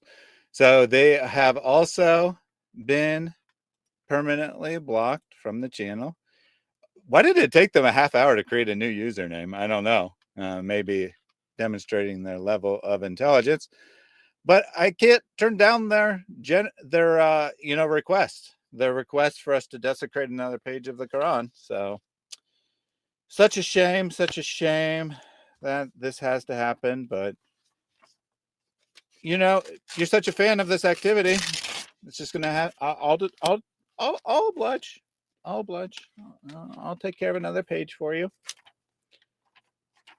Let's do it right into the microphone this time. Oh, you hear that? You hear that beautiful sound? Oh, that is nice. Really enjoying it. So mine says, again, you need to spend on jihad, and also fight them until there is no religion except for Islam. That's going away. So yes, Marianne, Morocco had white clothing, but it involved completely covering women's faces so that it was very easy for them to go out and sleep with random men from around the town because nobody would be able to recognize them. It's kind of ironic that it was created so that people wouldn't sleep around. But in reality, what happened is that it enabled women to sleep freely with anyone because you wouldn't know the faces of any woman except for your wife, so you couldn't even tell on her, right? And men could also dress up as women if they were reasonably small framed and come in and bang your wife, and they just put women's shoes outside the door so that the man would know that he shouldn't come in because she's entertaining other ladies and they won't have their veils on. So that was the way it worked historically. Now, women, when they went out, they had to physically hold their white coverings closed, and those were actually dated from the 18th century, I believe, was when the big white wraps came into fashion. Because there were fashions and they did change, but it did involve entirely covering the body in a big white robe. But you had to physically hold it closed, and I don't want to do that. I'm wearing this because it's actually better than all the other forms of completely covering your face in terms of comfort and ease of use, because this is a more breathable fabric than any of the women would have had back then. And I don't have to hold anything with my hands. And they did. So Solo Tease wants to know, did he eat it? Good Emperor says, on lunch break. What's up? Well, I'm on lunch break too. I did indeed put a tiny piece of the Quran on my tongue and swallow it. And now got a terrible taste in my mouth. Not making a joke there. It's actually true. But it is what it is, right? And then I put the rest of the pieces on Einstein here. Yeah, We'll see this how one long doesn't taste he too bad, stays. so you should use this one in the future. The one Well, you this have. one, yeah, this one, they're very nice, shiny paper. So Yeah, there's the a extra lot shiny of, paper is not good. yeah. This has got the rough paper, so it's not nearly as bad to eat. Yeah, so there's a lot of, like chemicals and dyes and stuff in that. But yes, I ate a tiny piece of the Quran, which means I'm now indestructible, I think, because I have Quran inside of me. There you go. All right. with that done, let me take a super chat from Tarun, and then we'll get back to the video. If you want your wealth to increase in this dunya, then give sadaqah more and more every single day. 2 angels come down. One of them is making dua for those who give. He says, Ya Allah, give those who give. Tarun says, also carnivore diet for life, men and women do it. Now I can't, whoops, I removed the wrong cat cam. I can't agree with that. I think you definitely should eat more than just meat. If you eat only meat, if you're actually a carnivore, that's not good for you either. But I'm also against vegetarianism or veganism. So I'm half on board with you, Tarun. Unlike David, who just hates you in every possible way. Yes. And I'm on board enough to say that I should definitely eat less bread. Bread's really good, though. Whenever it says man cannot live on bread alone, I feel like that's almost a personal challenge because I could happily do that, and that is not good for me. So I do deliberately eat more meat than I would if I just followed my tastes. Nicodemus says the half black cat stepped on only half the Quran pieces. You see? That's about the level of proof we get for Islam here. And Jedediah says, amazing boldness and guts from bro Thaddeus to rip the Quran and eat it right in the face of Muslims who are watching. Great. Artemis is very glad. She was so excited that this happened that she got up and she's going to go get some Quran flavored cat food, or maybe some cat food flavored Quran from her bowl, I think is what she's off to do. She's like, yeah, that sounds like a good idea. I need to go eat.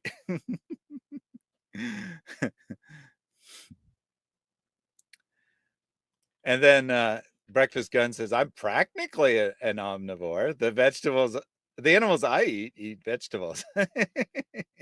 Nice. Very good. Very good. All right, let's get this back up on screen. Continue the story. I saw the picture. Okay. That's what I was How expecting. much longer did you wait? Because from here, did he cut those hints of interest, or were they still there? Because you said he was not patient. What happened now? He didn't come forward, but he was still showing me that he's interested in me, and he called me for his lectures and for his projects. So he's kind of leading you on now. Yeah, I was confused because I thought if you would like really to get married, then you have to make the step. That's what I was telling myself. Basically, I forgot completely about that.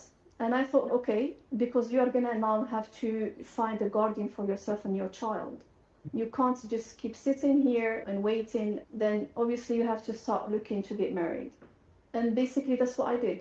I was trying my best because I have my child and I have to make sure that I'm going to be in the best company out there. It's not just for you, it's for your child as well. Yeah, exactly. And I just want to point out that she didn't care enough about her child to keep her marriage intact so that she could have her father. Like her mild irritations were enough. A little bit of convincing, throw them into the curb. Now my daughter has no father. And the treatment of fatherless children in Islam is absolutely vile as well. She has put her daughter in a horrible, horrible position by her terrible logic. She should right now go crawling back to her first husband and massively apologize and beg to be taken back is what she ought to do, because she has now slept with another man and been divorced with him so she can be remarried to him.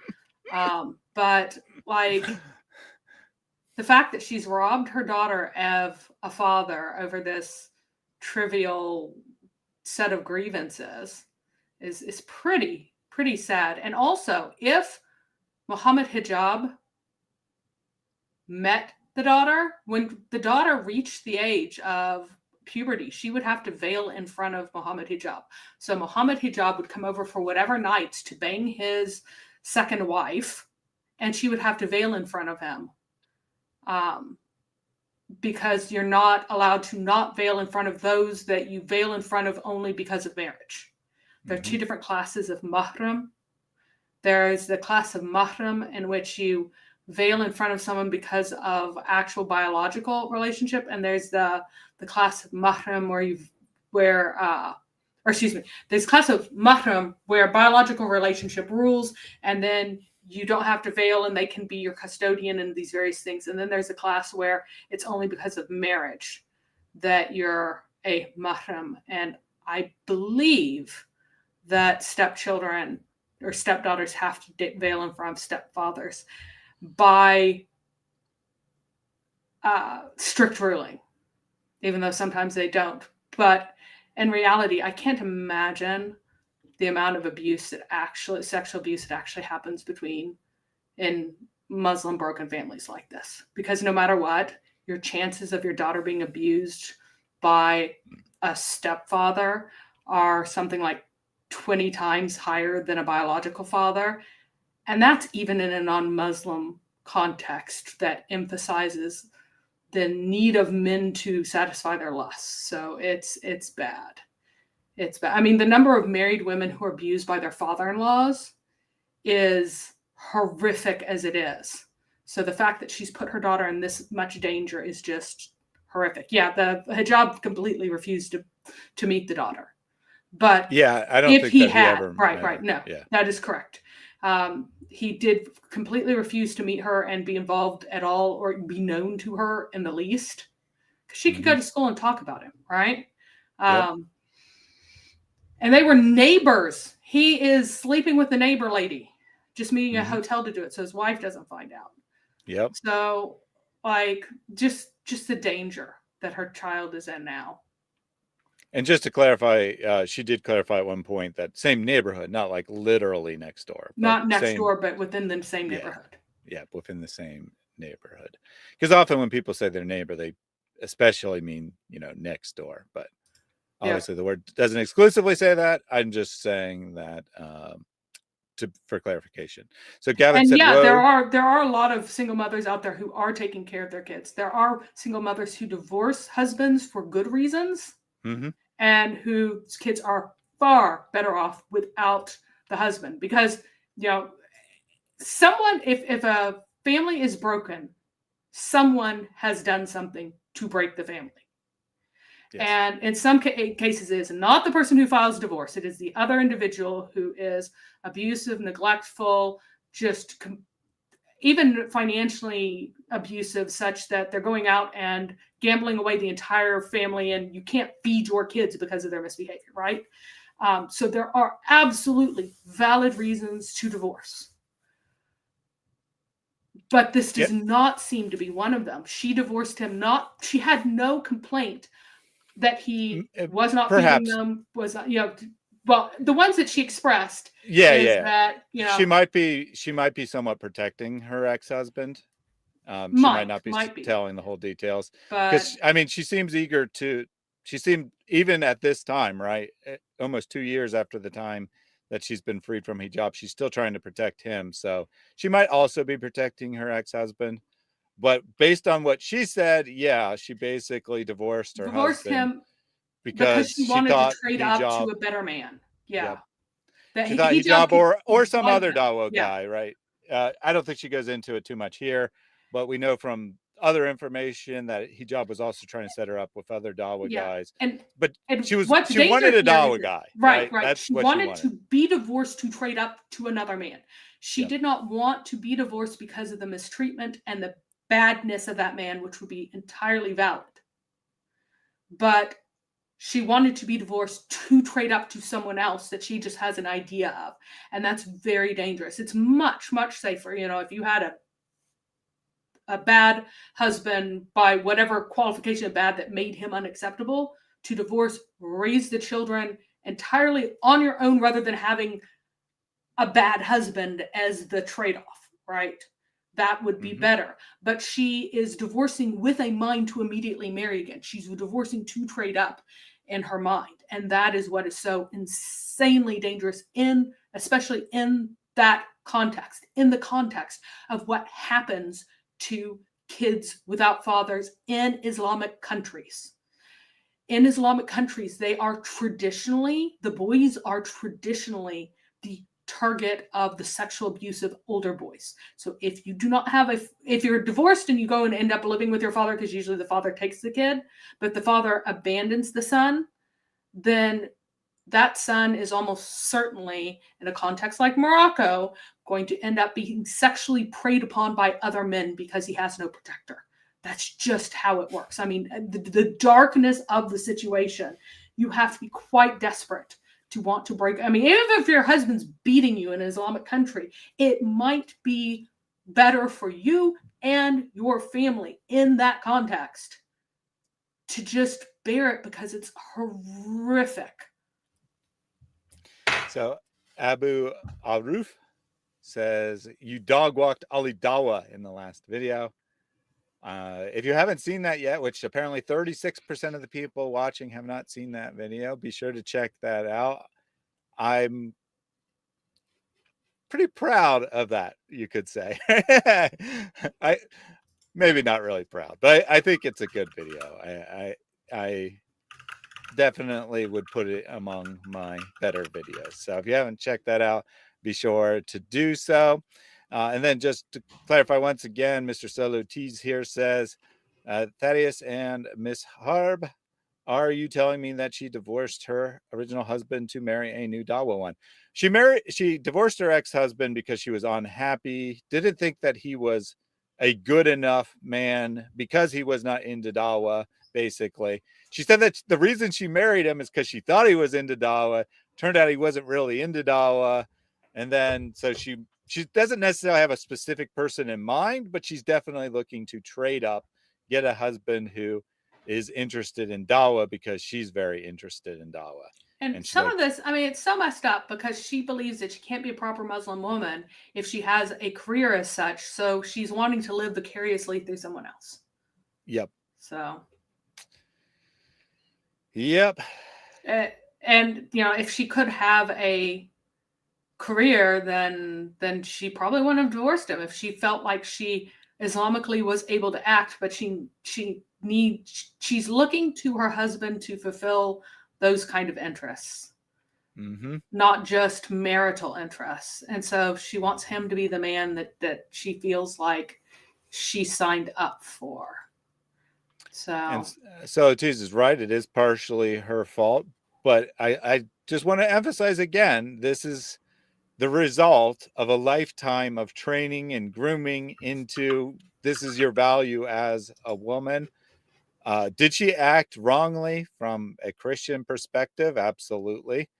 But there's context to why that happens. And the real problem here isn't even hijab, it's Islam, right? Islam sets women up for this kind of situation, tells them that this is their only value.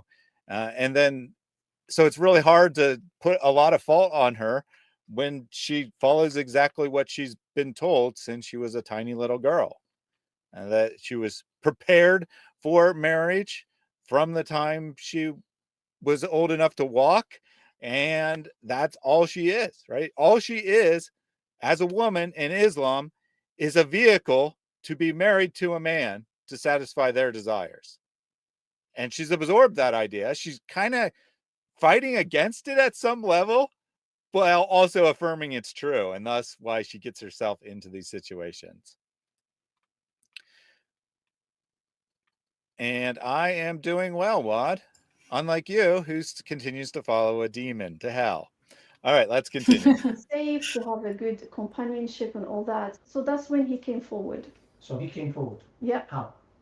So he texted me. He was like, I know that you are trying to get married. Would you consider me as a husband? So that's when he proposed. So he proposed. Are you aware that he's proposing for polygyny? He said that. So how did you feel? For me, there was mutual interest. So he was interested. Okay, good. From there, tell me what happened. Like from there onwards, he proposed to you. Did you get your father involved? So from the very first few texts, he told me, who is your wali? Yeah. And I told him, my father is still alive, Yeah. and he's my wali. Yeah. And then did he contact him? Yeah, Okay. they were red flags. In the beginning, I didn't feel it, but now that I'm looking back at that, he was reluctant to contact my dad as a wali. He said, are you sure, like, it's going to work? Do you think that he's going to be accepting the marriage, and so on and so forth? But he didn't push back that much. Okay. I told him, my father is my wali, and he did go ahead with it. He did contact Okay, my father. so what did your dad say to you then? Before he contacted my So this is interesting, right? That you know, Hijab proposes to her via text message, which is strange enough already.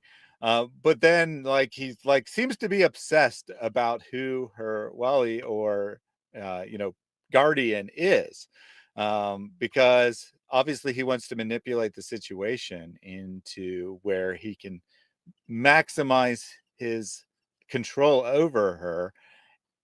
And so he wants to make sure that she doesn't have a good guardian in the picture. She actually doesn't go into it in this interview, if I remember correctly. But after he speaks to her father, he disappears for a period of like 6 months or something, and then tries to get back with her because her father wanted too much control, right? He wanted to be involved with the marriage and all this. And that's not what Hijab wanted, because he couldn't manipulate that situation. Yep.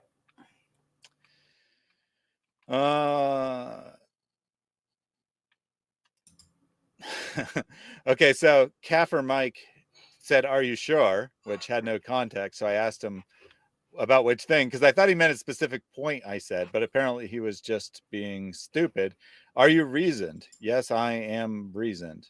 Thank you. Am I atheist? No, I'm not atheist. No atheist.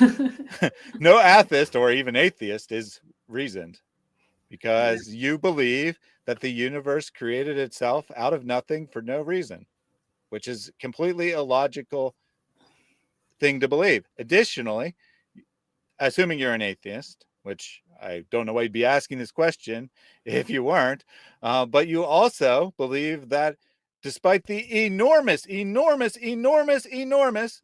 I'm doing it way understated here, improbability of even the simplest form of life developing, that, well, it happened, therefore I don't need to think about it. And also, That's you have insanity. no reason. You have no reason to be opposed to Islam or anything else. Yep. You have no reason to be pro-atheism as an Right. honest atheist, right? Yep. You might have a taste for something, a preference for something, but you can't weigh your preferences against anyone else's. There's no way to do that rationally.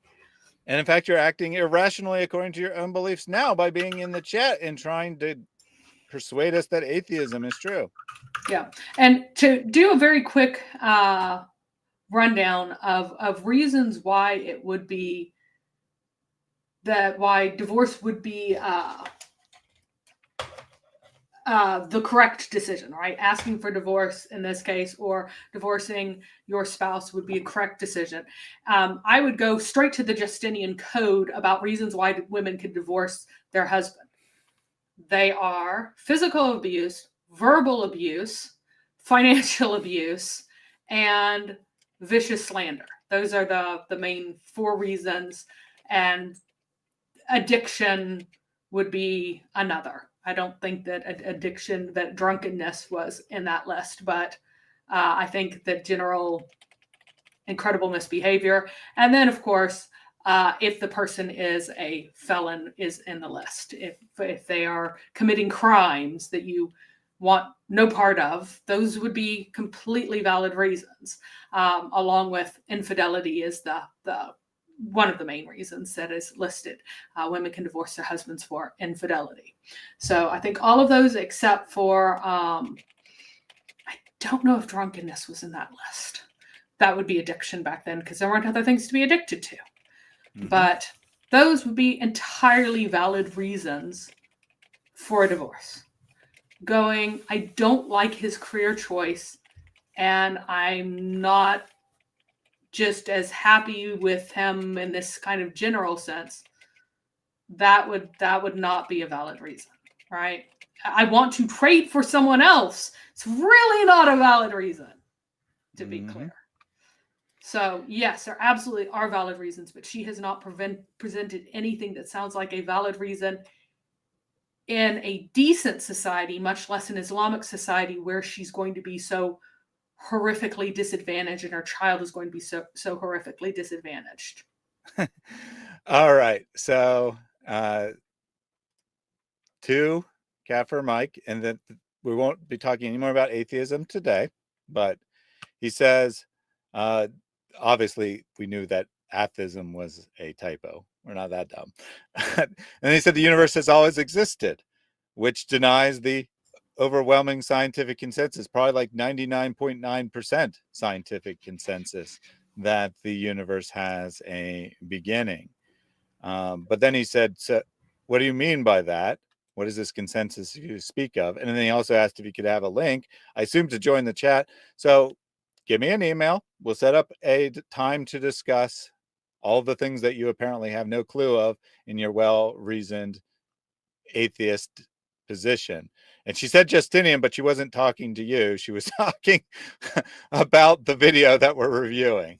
So when she said the Emperor Justin, she wasn't talking about scientific consensus, okay? Those are two different topics that were being discussed in the chat and verbally at the same time. All right.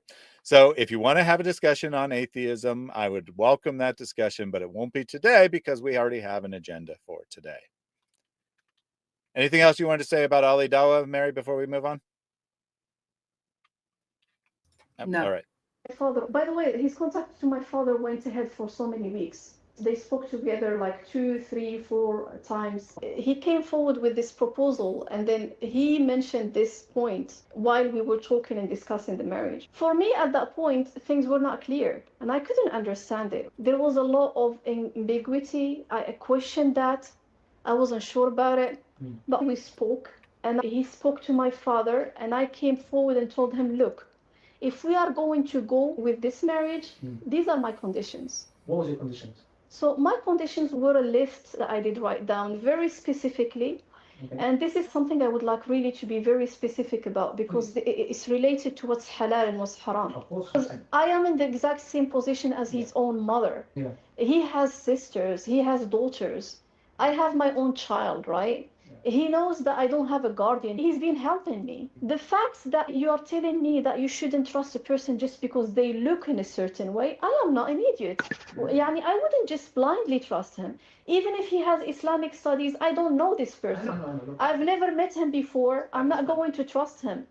So it's very weird, right? I think that from all of this, I think that she literally never had met Hijab in person before they got married. Now, I mean, she's talked to him on the phone numerous times. They've texted back and forth numerous times, but I believe she's literally never met him in person before they get married. But she also said, I'm not an idiot. Well, you sure about that? I mean, this doesn't seem like a very good way to do things to me. But I guess it is normal Islamically, or at least not all that out of the ordinary, for a woman to have never met her husband before they are married. So she doesn't see anything abnormal about this. I mean, am I wrong here, Mary? Is that not what she's implying? That does seem to be what she's implying. All right. I want to highlight something. I have gone through mental health breakdown. I have almost lost my insanity. By the way, she says that she wants to be very careful and very precise on the list of conditions, and then she gets distracted, and I don't think she ever actually gives her conditions. Yeah. I don't think anything was edited out of this. I think that she just got distracted by justifying, right? So she starts talking about the conditions, which is what justify her. And then she gets distracted by trying to justify herself and saying, look, I didn't do anything improper. We weren't hooking up before we got married, and on and on. And I'm not stupid. I protected myself. I put specific conditions on paper, but she never says what they were. I was in so much shock to the point that I am going till date through periods of dissociation. Okay, but can you tell them what happened? The people are watching, because the thing is now, when these things happened. And yes, she did say that she almost lost her insanity. She's not, English isn't her first language. Obviously, she used the wrong word. She meant sanity. Yeah, and here's the thing. Imagine going, oh, I was going to be in a marriage, but then I had to put all these conditions down so I wouldn't be horrifically taken advantage of, because that's what marriage can do. And my society, just right. like craziness, right? It's not a marriage anymore. Mm-hmm. It's just a contract for sex with whatever conditions you decide on. So yeah, I mean, it's so depressing. And part of the reason why feels like she's going crazy is she was taken out of a marriage that she was dissatisfied with, but doesn't seem to actually be that bad. I mean, there's nothing that she says that indicates that he was really actually mistreating her. And I think that she would say that, oh, he came to my rescue whenever this happened. No.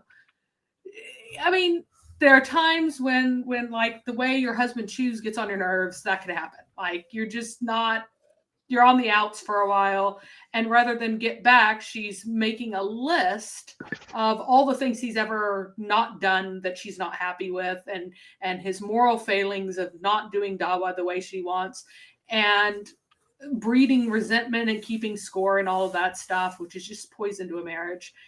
Mm-hmm. And then she's talking to someone's like, yeah, divorce him. And because not all men are like that. You should divorce him because not all men are like that. You could divorce him because you can find a better man. Mm-hmm. Because he was planning on, at the least, passing her around to one of his associates to be a second wife. That was his intention pretty much from the beginning. Yeah, he wasn't necessarily thinking of himself at the very beginning. That's a good point. He might have just been thinking of the Dawa boys community, right? That someone in the Dawa boys community can take advantage of her. Maybe me, maybe someone else. Who knows? But we got some opportunity here.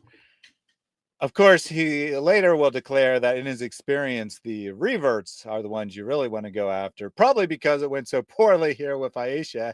After he spent years grooming her, it still didn't work out. But those reverts, they really are susceptible to the grooming, I guess. There was a comment that I wanted to bring up here from Marcos. Yes, she did mean her insanity, I guess, because she was in Islam. She almost lost her Islam, right? Which means she almost lost her insanity. Could be. Is there any other red flags? Because I really want people, the reason I'm doing this is I don't want this thing to be repeated.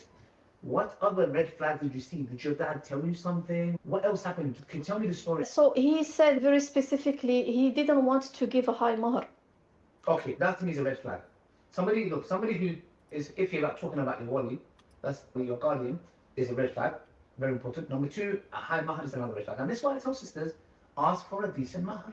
Because if a man has ill intentions, sister sometimes acts very pious. Oh yeah, just read me Surah Baqarah. And there's nothing wrong with this. This is a very beautiful thing. So a couple of clarifications real quick. Phil says reverts their converts. Yes, I was using Hijab's words though. I was quoting him, so it was more appropriate to say reverts. And Kefir Mike says it's first I heard of passing her around. To be clear, that's speculation, right? That's us speculating on Hijab's motives, not something that anyone has explicitly said. There have been girls who have talked about being in situations where that basically was the intent of Dawa boys.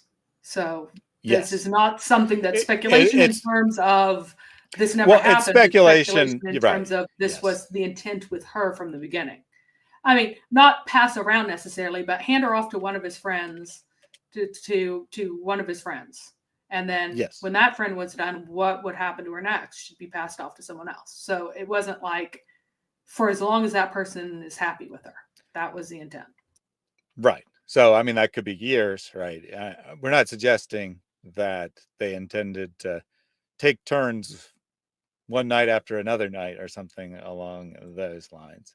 But the point being that he was grooming her to be prepared to be married to a Dawa boy in one way or another, whether it was him or someone else, is what we were trying to get at.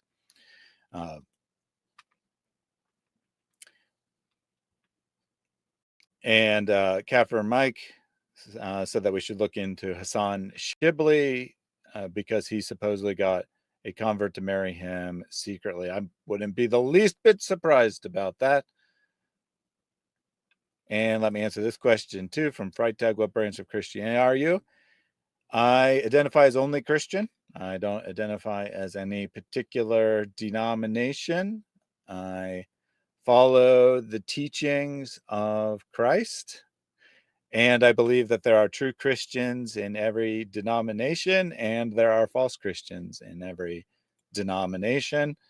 Thus, I attend a specific church, but I don't identify with a specific denomination because I think that there's truth in all Christian churches with a small c. There's only one church, big C, churches, small c. There are many. And Wad, for some reason, told me that susceptible means prone to, which is exactly what I meant by susceptible. So I'm not sure why he put that in the chat, unless he's trying to. That the non-English speakers won't know it. Ah, okay. Fair enough. Thank you, Wad, for helping me out there. If that was your intent, I thought maybe he was trying to say that yes, indeed, that converts to Islam are especially prone to being groomed. No, he was just defining it. But we're dealing with different kind of shayateen in our time. Your mahar is your haq, is given by Allah subhanahu wa ta'ala to protect you. Your guardian number one, your mahar number two. One thing that you said to me before this, you said that he didn't want to mention his name to your dad. So this is the little bit when the situation of the nikah comes up. So when we were getting the nikah plan, he said, look, I want to have this nikah done on a Zoom call. I told him, you have to go and meet my father. Okay. Because my father is of a generation where there is no way I would speak to him about this. You want me to go and speak to this is disgraceful. This is disrespectful. You want me to speak to my dad and tell him that you need to speak to this person on a Zoom. And then I told him, so why don't you go and meet him in person in my country? Yeah. He said, look, you are from the same city as my other wife. I really want this marriage to happen. Right? I am keen in making both households work. Please don't put the stick in the wheel. So Hijab's excuse is why he can't go meet her father is because he'd be traveling to the same town where his other in-laws are. I'd say there's probably about a 0% chance that's true. But even unless she's in a really big city in Morocco. Yeah, I mean, I guess that's. I don't know anything about his first wife, so I don't know if she's from Morocco. She might be. I'm almost certain that he just made up an excuse, though. Well, I mean, he certainly made up an excuse, but that it's also a lie, and that they're not from the same town. I mean, how would Aisha know what town his wife is from? She wouldn't, so he can just say. Well, they're neighbors, so she might actually already know her socially. I mean, in the same neighborhood, it's an Islamic neighborhood. Yeah. It's a pretty decent chance that she actually knows his wife socially at some level. That's a possibility. So, I mean, there could at least be some similarity between them. It's not impossible. We have to make things happen. Like, we have to facilitate things. We make things easy.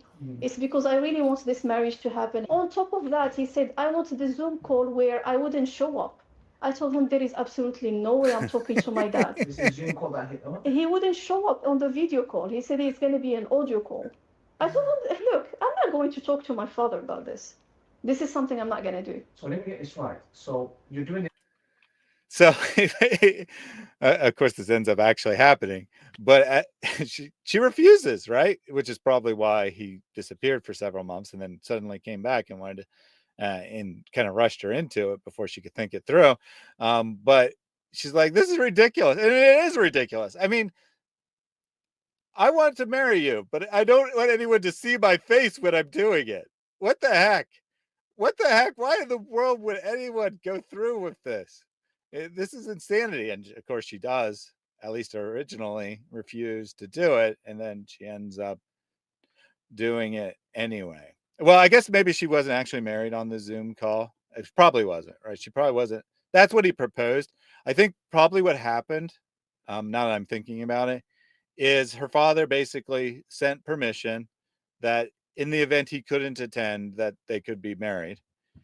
Hijab abused that and then married her in person by a sheikh friend of his.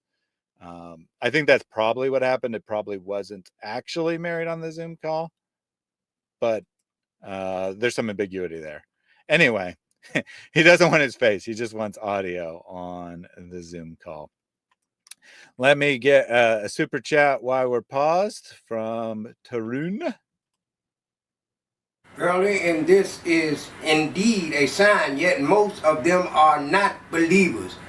Give alone to Allah, give alone to Allah. Ride the wings of Gabriel, give alone to Allah. Question for Mary: why do you think women are more likely to be vegans and vegetarians and eat less meat, even though red meat has more health benefits for your gender? Well, I mean, it does in the sense that we're more prone to low iron. And there are multiple reasons. First of all, women in general seem to like the taste of vegetables more often.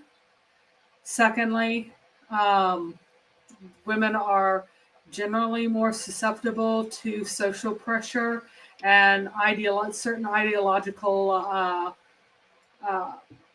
arguments, especially those that are couched in terms of, oh, don't you care about the helpless, which is, a virtue sometimes. I mean, it really is a virtue sometimes. Sometimes it leads to silliness and unhealthiness, like the very scarily gray, pale, pasty vegans with the enormous dark circles under their eyes who I do not think it's healthy over time. They all seem crazy. Sorry, guys. Mm-hmm. Vegetarianism, you can live on that, but especially over vegetarianism. But veganism, oh my goodness, it's scary. Yeah, you could definitely get away with being a vegetarian and not have too many health consequences. But when you take out the protein from, say, eggs, for example, as well as the protein from meat, then you're in dire straits, I would say. Abuna says, I think the girl is just playing the victim. I bet her first husband is probably an old man who went to marry a young girl in Morocco and brought her to England. She never loved him. Well, they were in Morocco originally together, weren't they? Yeah. Yes, so, they were in Morocco, and then they together moved to England, presumably looking for a better life. And then he grew not so interested in Islam, according to her, after that time. And I'm not sure that she ever did she's not love playing him, a victim. Because right. I don't think that she ever did love him, because she was told that the reason for Islamic marriage doesn't have to do with her love. Now, note that men's lust is a valid reason for Islamic marriage. One of the reasons that you might marry a woman is her beauty, because you are sexually interested in her. So men's lust should be a factor. Women's attraction is not a factor in Islamic marriage. And that can also be a problem. If you have agreed to marry someone solely because of your intellectual ideas only about that they're going to do X and I want them to do X, and on the basis of that, I'm willing to do everything else that's involved in a marriage, that'll wear badly over time very often. Mm-hmm. Yeah, so I'd say she's not playing the victim. She is a victim, at minimum, of Islam, but she is also a victim of Muhammad Hijab, because he coached her into doing something that she didn't want to do. That doesn't mean she doesn't have any responsibility, though. You can be the victim and also have responsibility, and she does have some responsibility for the situation. And as far as love goes, I mean, she herself said that she married him because he was connected to Dawa, and that's what she was interested in, is someone connected to Dawa. She herself described traditional marriage, her words, as being about a contract for mutual benefit, shared interests, something like that. Emotions don't enter into it. Her words, not mine. So if you mean like an emotional feeling, then yeah, she never loved him, according to, well, I mean, that's not fair. She could have grown to love him. That's a possibility, but she did not marry him for love. That we know for certain. All right, let's continue on here. The nikah, yeah. He wants the nikah to be done on Zoom. Right. He doesn't want to show his face. So how's the nikah going to be done? No, that's what he said. Oh, so he said it should go be audio. You said you're not going to get your dad involved in. How are you going to get married? You have to have the guardian. No, I told him I'm not going to speak to my father about a situation, a nikah done this way. How's the nikah going to be done? Exactly. I'm telling you that I refused this way, and I told him my dad is not going to accept.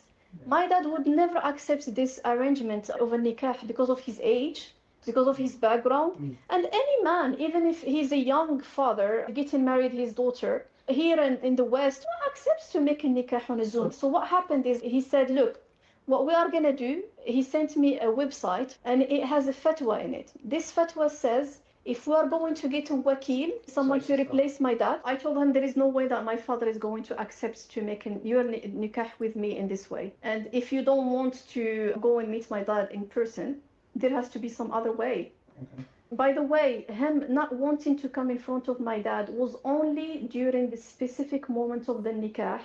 And he gave the excuse, he said, those who are attending may take a screenshot, may take a video.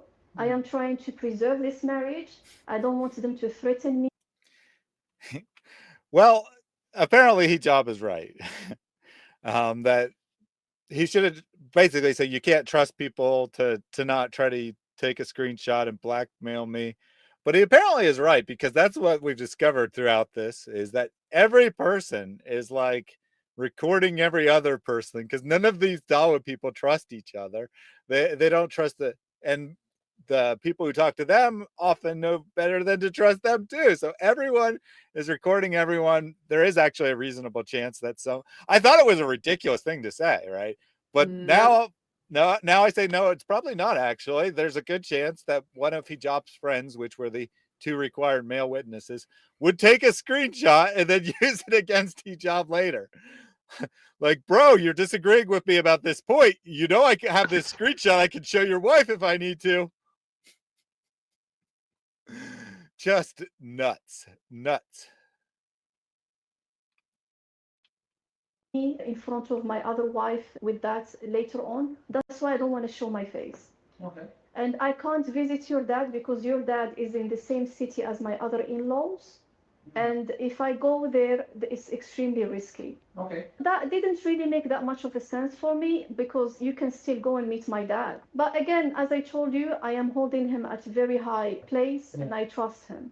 So what we agreed to was there is going to be wakil. I'm going to try my best to speak to my dad, allocate a wakil, a representative, to replace the nikah on his behalf, while my dad is going to come and visit me here in the country. You are going to get. So what she's saying there, to translate it, basically, so you're a woman whose father is alive, her father is supposed to be her representative at the wedding, right? He's supposed to be there to prevent her from being abused, taken advantage of. In the event that her father is unavailable, he can, like, say he's, old and frail and can't travel. He can send a representative in his place. And so she gets her father to agree to kind of give a conditional contract that if for some reason he's not able to attend, that there'll be a representative in his place. This is based on what's said in other videos, including the testimony from her father himself. And then Hijab convinces her that you've got the permission of your father, we don't need him. And then another representative stands in during the actual nikah ceremony, or ceremony is like overdoing it. The 60-second, to use Hijab's words, the 60-second legal proceeding of nikah, and I'm not using marriage here intentionally, because it doesn't resemble what you think of as marriage. Stop thinking of this as anything like what you know marriage to be, because that's not what it is in Islam. It's completely and totally different. It's merely a contract that has to have witnesses to make the contract valid. So that's what she's getting on here. And she also has to have a guardian. It's kind of funny because if a woman is old enough in Western tradition, there's no such thing as having a guardian arrange or allow the marriage, right? So there's no concept of that, and there's no belief that there is a need for that, although the age of marriage without guardians' interference was higher than the minimum age of marriage in most places. It was 21 in England, for example. You couldn't marry without permission of your parents until you were 21, male or female, because they didn't trust younger people to make necessarily good decisions, and they thought that they were susceptible. But here, at any age, a woman is considered not capable of making decisions on her own behalf entirely, that she needs a guardian to keep her from making a bad decision. The way would go, wait a second. Just because it's legal for a 14-year-old to marry does not mean that we're not allowing you to marry anyone at all, much less this man, right? It's, if you're 40 or 50 or 60, you still need a caretaker. And in Islam, there is a little bit of a reason for that, because men just lie to women all the time, constantly, endlessly, ceaselessly. They're all like deceivers. So you need to have your smarter dad who realizes that you've been raised on lies by him, and that all the men that you're likely to meet are lying to you to protect your interests. It's so horrific.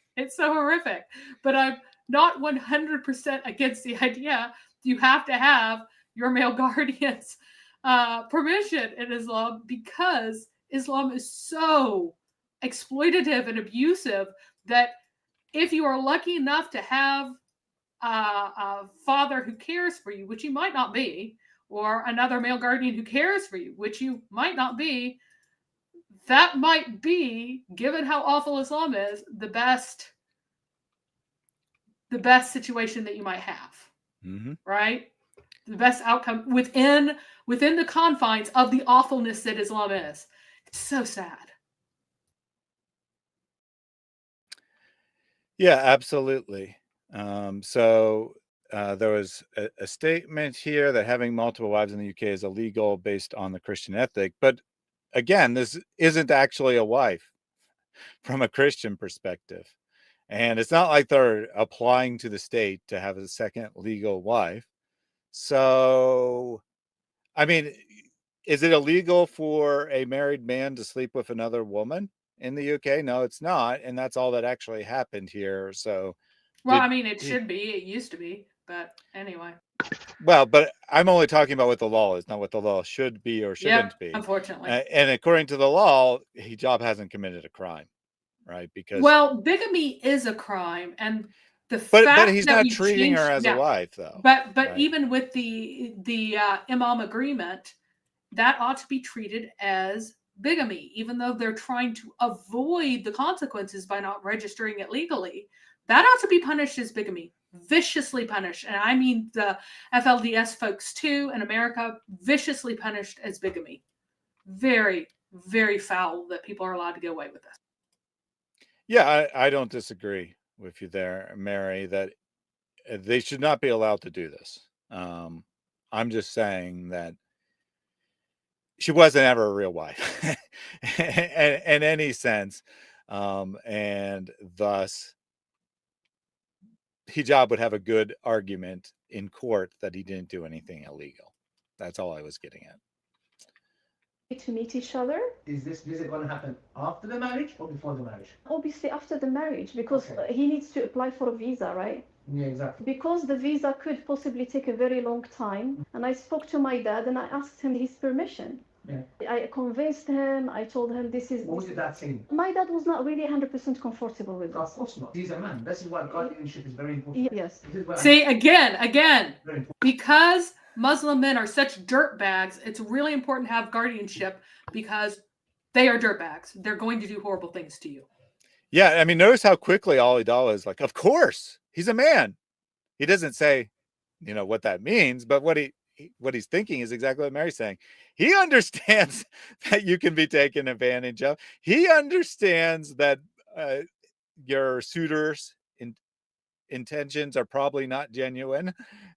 And so he's there to protect you. That's why we have this. This is so important in Islam.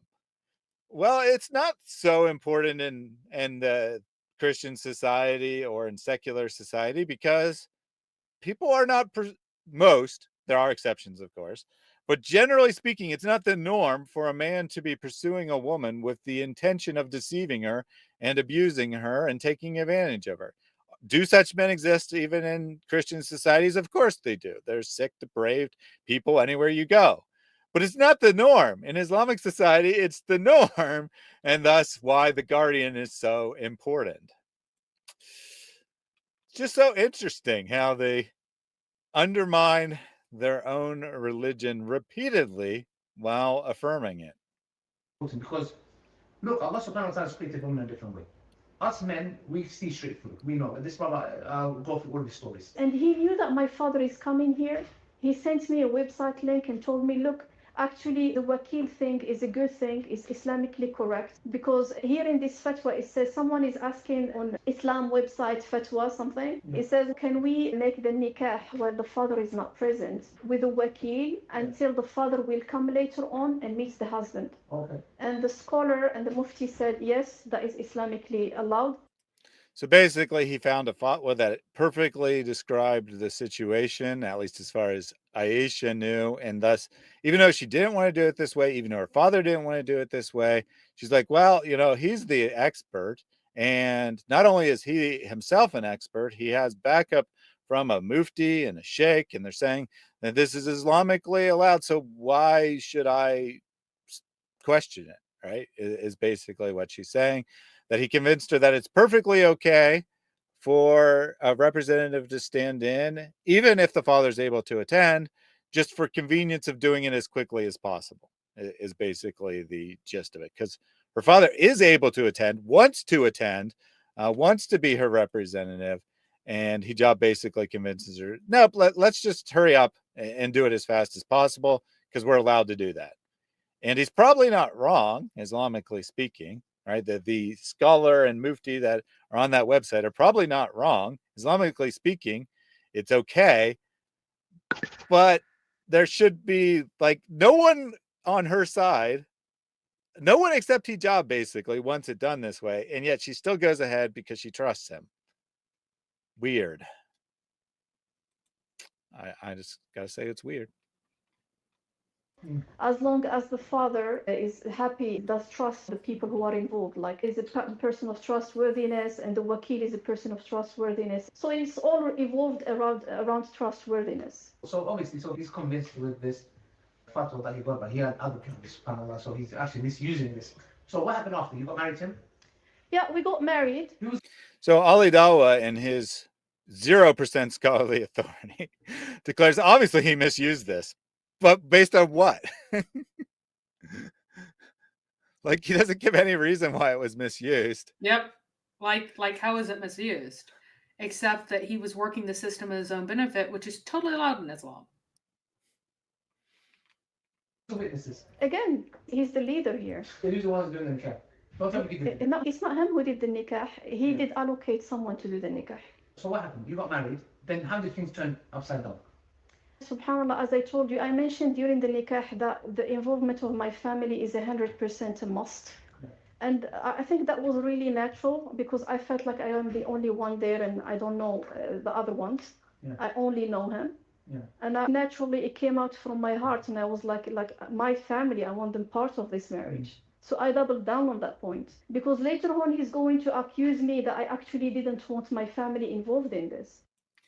So what she said there, she didn't actually know any of the other people who were the witnesses at the ceremony, or the contract signing, I guess we should probably say. And she didn't know the sheikh, right? So the only person she knew was Hijab.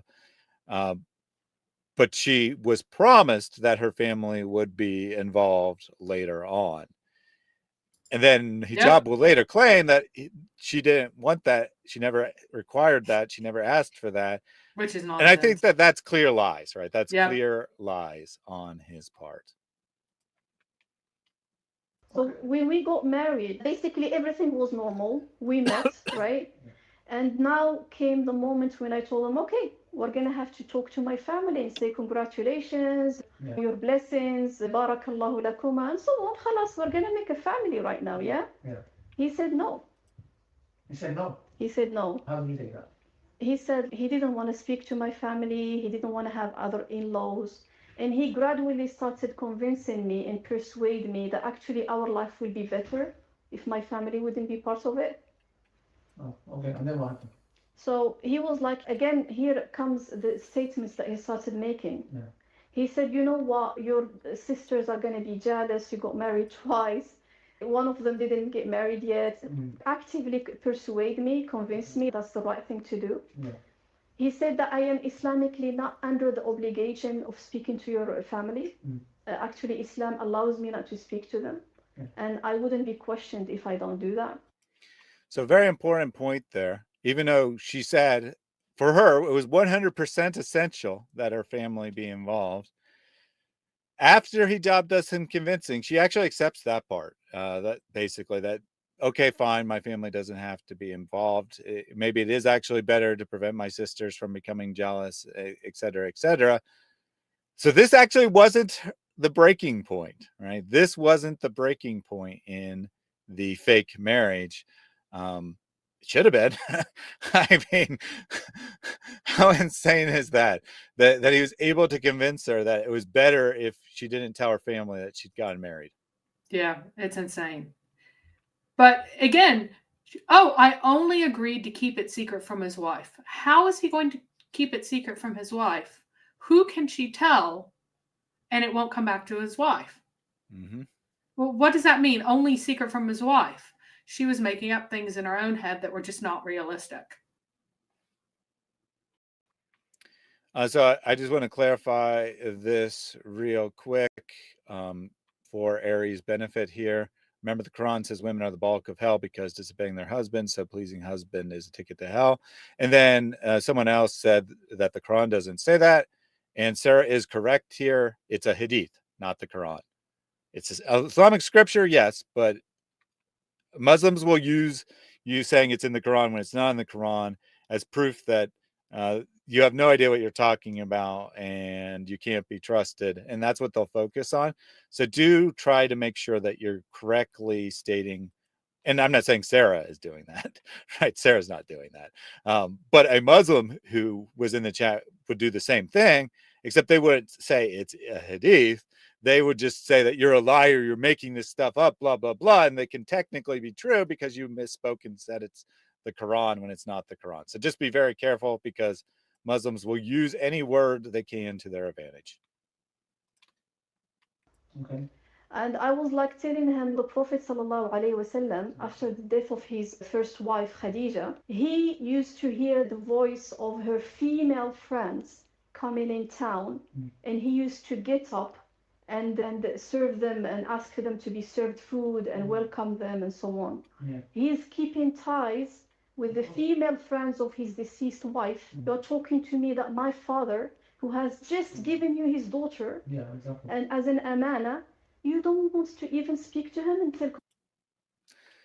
So she says this totally irrelevant Sirah idea that Muhammad, the prophet, kept ties with the family of his first wife after she died as some kind of proof that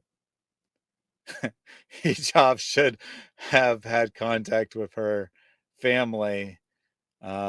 Seems quite a stretch, but that's the best she can do, I suppose, because obviously Islamic law doesn't say that. What do you think, Mary? Yeah, it just, She's just expecting greater than the law, but the purpose of the law is for men to find their way through Islam easily. The purpose is to give license to the things that men want to do. That's what it's for. And she talks about the spirit of the law, but the spirit of the law is that Islam is easy for men. That's what it is. So, and let me just put in this clarification here as well, because it happens periodically that Mahid al-Islam comes in here and people mistake him for a Muslim. He says to look up what his name means. Yeah. Go ahead and do that. But he is being extremely sarcastic, and people can't tell he's not a Muslim because, well, it's kind of really hard to tell.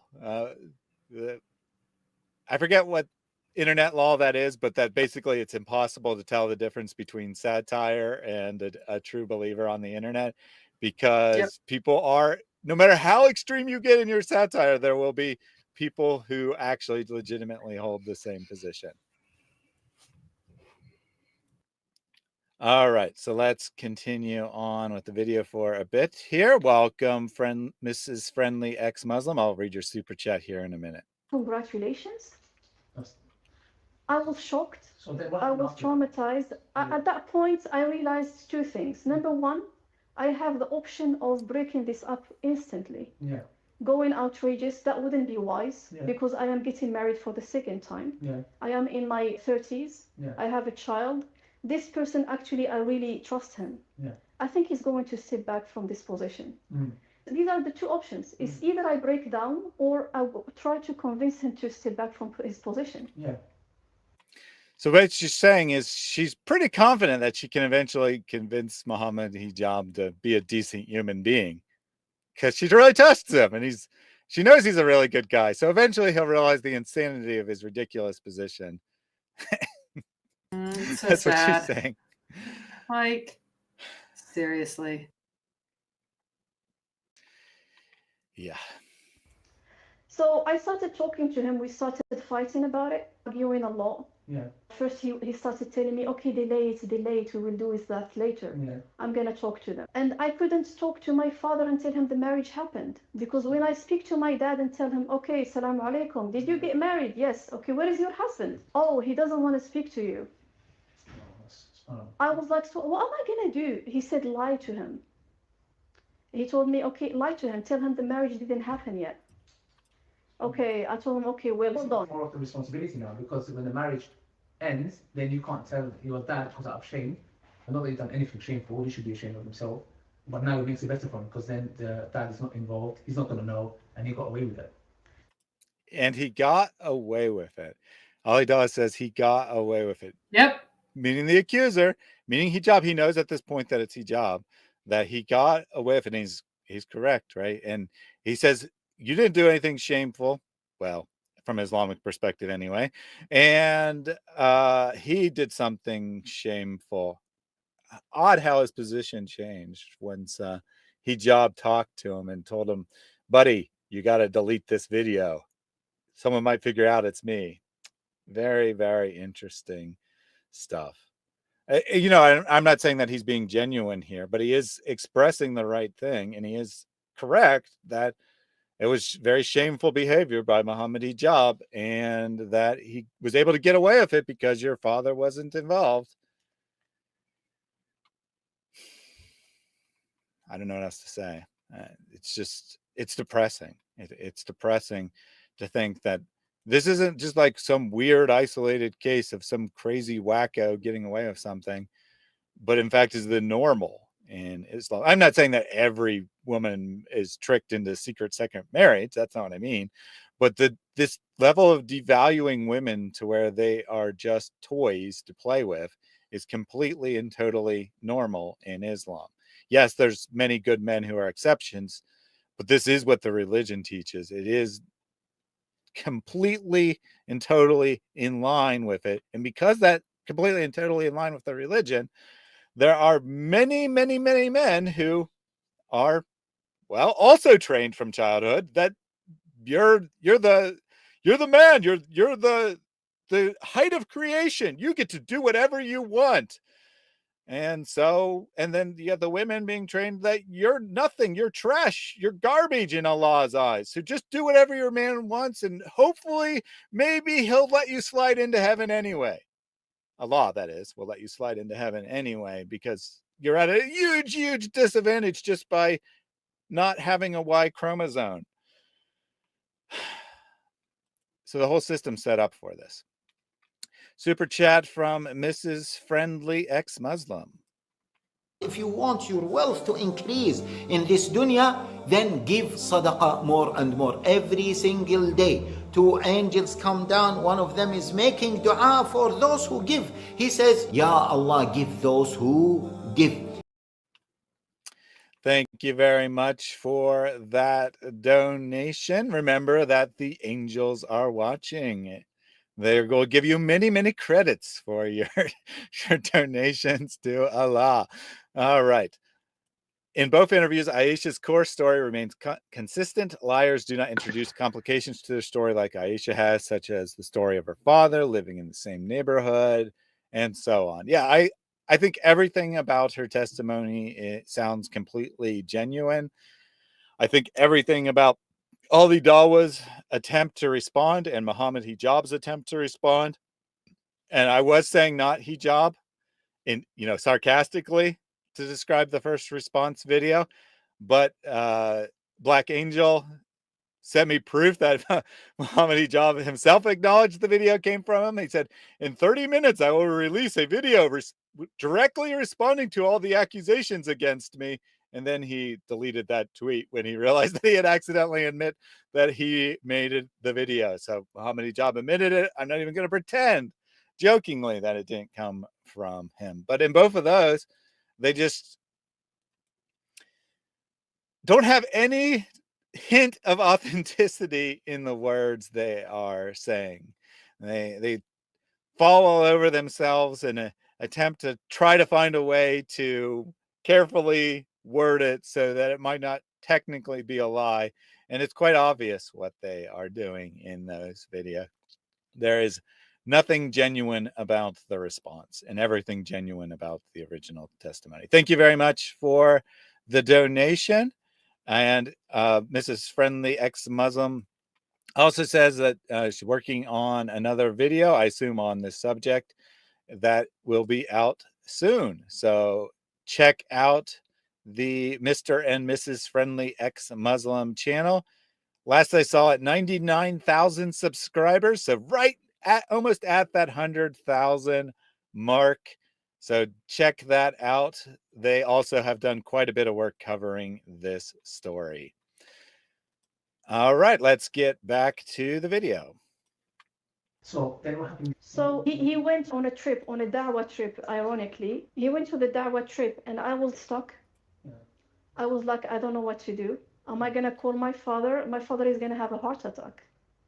He has already gone through a lot. He's an old man. He's going to feel guilt because why did I give permission to my daughter to get married and then this happened? Did he ever come to your house, like your house that you guys had? Did you have a house? As I said, we are neighbors. So he never came to my house. He never met my child. And when I say neighbors, I mean in the neighborhood. It's not like literally neighbors. No, that's fine, but you got married. Did he not come to, like, his husband coming home? By the way, he wasn't even willing to have much conversation on the phone. Oh, let alone coming home. Let alone coming home. And he made that clear, by the way. He wouldn't come home until I move up because of the situation of neighborhood. That's something I knew. I knew that he wouldn't come to my current home because I am very close to his family, right? So in I don't want to say defense, but to Hijab's credit, he is actually right that if he went to her house in the same neighborhood, there's a reasonable chance that his family would find out about this, and it's supposed to be secret. So that part, I guess, made sense, right? That wasn't really an obvious excuse or obvious lie. Move to another address, then I'll visit you. That seemed plausible at the time, I would say, because if and he's she going did to say that he had said that like before they got married that he wasn't going to visit her until she moved to another address. But She says that he had promised to pay for her living conditions. She had signed up to be a secret mistress who was supported, not a hotel meeting. This is Yeah. such a despicable religion. Yeah, so she agreed to And that condition, right? That he wouldn't visit her until she had an opportunity to move to another location. So she did agree to the hotel thing as a very temporary solution until she had the opportunity to move to another address. But then Hijab made that, or tried to make that, the permanent arrangement, the hotel thing. Cargo Cult is making a point that I think is a good point, that at some level she really is actually a homewrecker, because she was happy to do something that would take things from the family that he already had and to make the wife extremely unhappy and threaten the stability of their marriage. She was willing to do that, and that is true. Islam, though, according to Islamic law, marriage is not the joining of two people into a new unit. In Christianity, it absolutely is. It's the joining of two people into a new legal and financial unit. That's why we have community property. That's why the old Church of England marriage said that basically the husband has to say that he gives everything that he has to the wife in the marriage, because there is no my money anymore after that. In practice, in the West, women historically spent most of the income of the family. They were responsible for every daily expense that the household made, and this was the 80% of money that went out of the household went through the hands of the woman. And it was not, and of course the woman was influential in what house she bought and other things. It was a decision that you made together and that kind of stuff. But so the idea that women are financially empowered in Islam because it rejects community property is insanity, really. Because what Islam says is that for every moment that you are in a full Islamic marriage with full rights, you get a certain amount from the husband that is his money that he is spending on you, which is appropriate to your station and his station, a certain amount of money for food, clothing, shelter. Medicine is not in the list of required things that the man has to pay for. So if he chooses to call his doctor for you, he can, or you can call a doctor for yourself, and out of the gifts that you occasionally got, you can pay for your own medical expenses. That's your choice as well. The idea that this is a unity, that you are one together, that you are companions for life, the beloved ones, it can't exist in a system in which he can acquire another one like he can acquire another cow. You must keep your cow in a good stall, give your cow good feed, but that cow has no right to demand any more than that which keeps it in the proper shape of a cow. In the same way, this is how women are regarded. And with this incredibly low view of women, that she's adopted, she can't say that I am stealing from her any more than that one cow could say they're stealing from another cow. It's very, very warped and sad and disgusting. So, yeah, I'm going to say this again. Stop thinking of marriage in terms of Christian society or even in terms of secular ideas, because that's not what it's about in Islam. And you're imposing ideas of what you expect a marriage to be on this situation, and thus you are not from a Western Christian influenced perspective. Yes, you're correct, but that's not how she would view the situation, and that's not how the first wife would view the situation either. Well, the first wife does view the situation as, you don't love me as much as you claim to have. You want other love. You don't want my love. You don't care about me. You don't care about our family. That is how every first wife views the situation. Oh, I mean, that's absolutely. But like any cow, she has no right to do it. Yeah. Yeah. So I did not mean to imply that the first wife would be okay with it, or that she wouldn't be hurt by it or anything along those lines. I just meant that you would understand that Islamically this is allowed. That's all I meant. So the point being that was Aisha in the wrong? Yes, but it's like, how much of the responsibility does she bear? I'd say barely any, right? Because she's been groomed into this mindset from her childhood. The problem is the system, right? The problem isn't, oh, Aisha was such a horrible person for pursuing this relationship. This is what she's taught as all she can expect as someone who is divorced, right? And this is all that she could ever hope for. This is the best possible thing that she could hope for. And then you're getting on her case, and I should cargo crew, right? You're getting on her case because she did something you would view as wrong. Well, I agree. What she did is wrong. But the reason she did it is because she's told this is all she can expect, right? That no man could ever love her and treat her like a equal. No man, whether first wife or not, would ever want to have a household, a two becoming one relationship where you guys are a new entity that did not previously exist. No, that's not how they view things at all, right? So you're not fracturing that relationship, that special sacred relationship.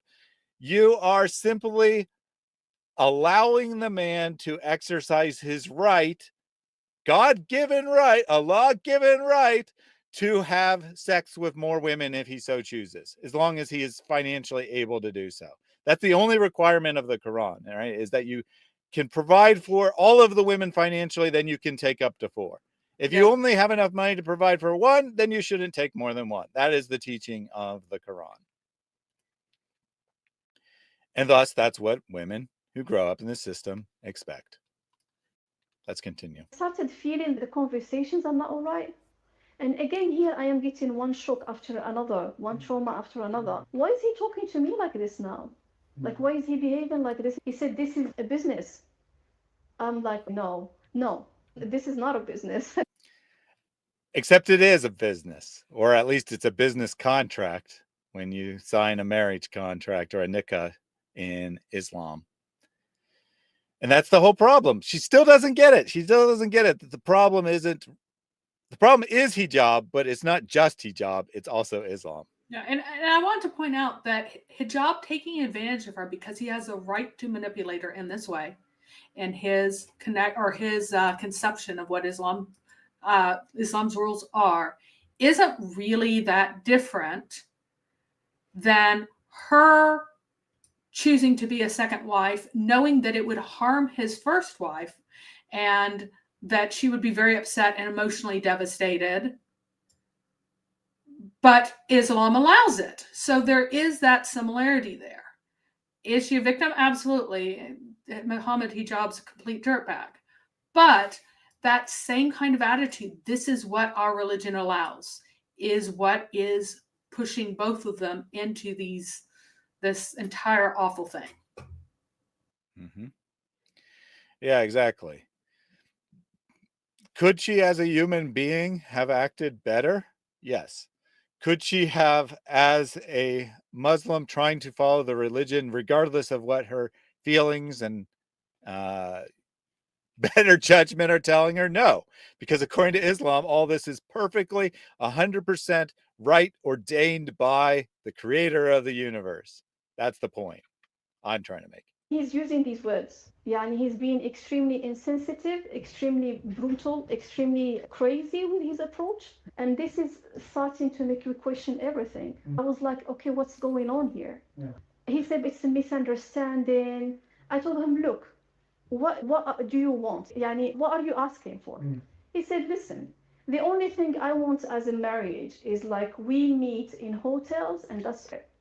I'm only going to pay for the hotel. I told him, my child, my daughter, my dad spoke to you. I told him, the home, you promised me a home.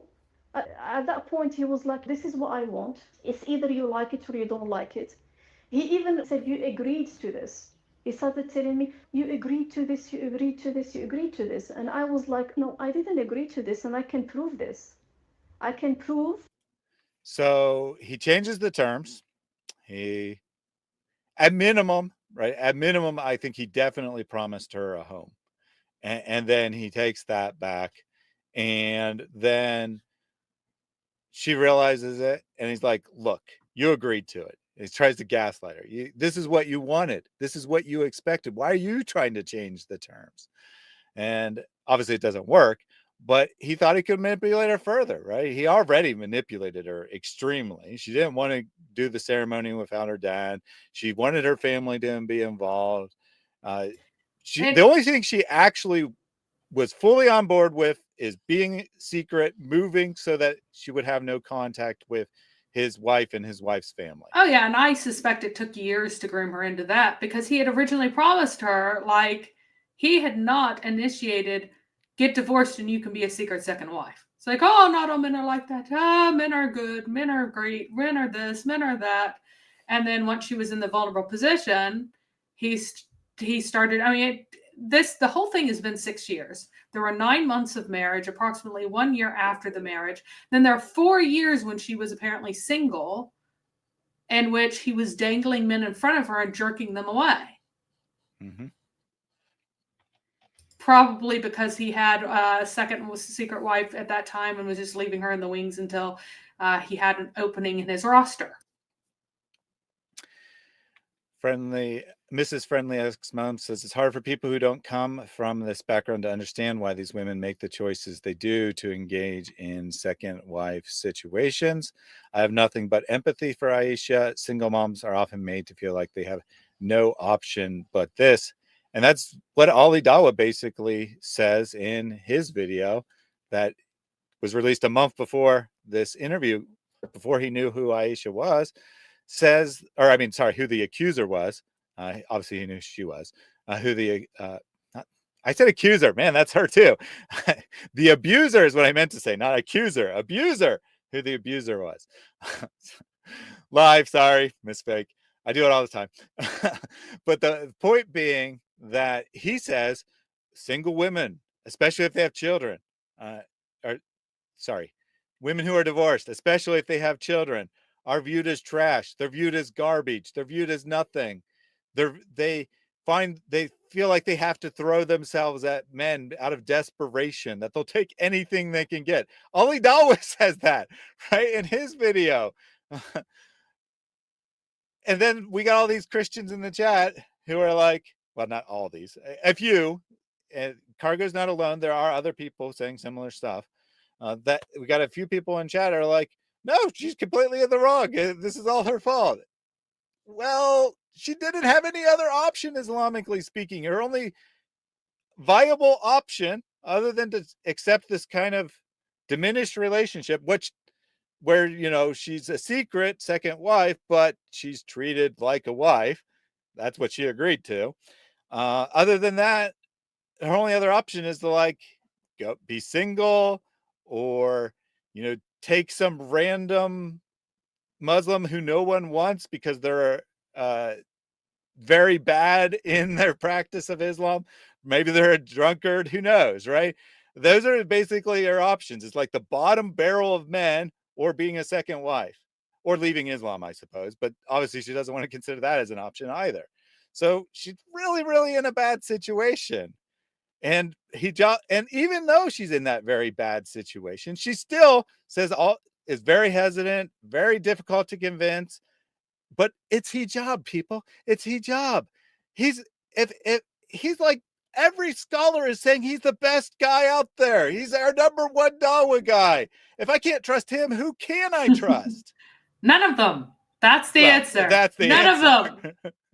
just to fill in, just in case there's some Muslim women listening going, I wonder who I can trust. The answer would be none of them. I mean, Ali Dawa is like, of course that you ought to have a guardian. Of course he wouldn't be happy about this. Of course he knows what dirt bags we are. Yes. All right. Let's continue with the video. Right now, through conclusion and through deduction and through logic, that this is not the arrangements that I agreed to. So he said, no, you know what, I want a boyfriend or girlfriend relationship. No way. He said that. He said, I want a boyfriend relationship. He said, I want a boyfriend, girlfriend relationship, and Allah subhanahu wa ta'ala is hearing me right now. Did you hear Ali Dawa in the background? It was very quiet. But when she said that, he said, no way. Like, who would do that? Well, Muhammad Hijab, apparently. He said, I would like a boyfriend, girlfriend relationship. He said, it's okay, we're going to have the best of both lives, of both worlds. Like, he said this. I'm shocked. You are shocked what happened to me. So let me get this right. This person of knowledge, Quran, I'm just trying to understand what is it. I don't know, is it just memorized? I don't know. I'm trying to understand what is it. I'm just shocked. So I just want to clarify here. Radical moderate says wrong. He knew it was Mojab. He said in a text message to her, I know it's Hijab. I don't want you to mention Hijab's name to my wife because of my wife. You were talking about two separate things. When he did the video that I referenced in my video, that was before he did this interview. And at that time, he didn't know. I'm almost certain he didn't know at that time. He says he doesn't know quite emphatically. I have no reason to doubt him because he said that periodically, right? And all the things he said, that the first several times he talked to her, he didn't know who the accuser was, the abuser. He eventually found it out. He knew before this and wanted to make sure she didn't accidentally mention the name. I'm not convinced that he had told, I don't think he told Hijab yet. I don't think Hijab knew about it yet or knew that she was in contact with Ali Dawa yet. I think he was definitely considering releasing this video. I don't think that he was completely just trying to bring her in and manipulate her. I think he was definitely considering it as a possibility. Now, whether that was purely for selfish reasons, that I'm not going to deny that is. But I think that one of the things on his mind was, I think he had at least two things on his mind and maybe a third that's actually genuine. He had at least two things on his mind that are not genuine. I can release this. No one will know who it is. I can get tons of views. Maybe number two, it'll take down Hijab and I will be the top dog because, you know, we're good friends. We're good friends, but we also are like the main two most popular channels on YouTube right now. And he could also want to do I am such a righteous person. I heard this woman out, but here is why she is wrong. You know, he had all sorts of angles he could have taken. So he was pursuing this for a long time before he found out who it was. After, he still wanted to have the interview and find out information and stuff. And then he brought it to Hijab after that point, after the interview. Yes. And thus, Hijab convinced him that what he should actually do is delete it. But I think when he recorded this, he had every intention of publishing it for one reason or another. There is actually even a small possibility that he was genuine and wanted this information exposed to the public. I will offer that as a small possibility, but there are multiple selfish reasons why he wanted to release this. And I think he absolutely wanted to release this interview. And then Hijab convinced him either through persuasion or through blackmail that he should not release it. That's my opinion. You can have a different opinion if you want, but it doesn't really matter why he did it. Yeah, he did, and it's out there now. Yeah, even the sheikh who got involved, he heard this again from him, and he said, I want intimacy only marriage. He texted me, and the sheikh read that text, and he was like, this is what I wanted, and there is nothing else you're gonna get from me. He said, make your decision. I told him, of course I'm not going for this. The marriage ended. And the irony is that he divorced me in a time that is not allowed for him to divorce me, because there is specific times for even divorce has to be specifically done. Do you know what that's about, Mary? I actually don't. No. I don't. Okay. Because as far as I know, I mean, unless it was like,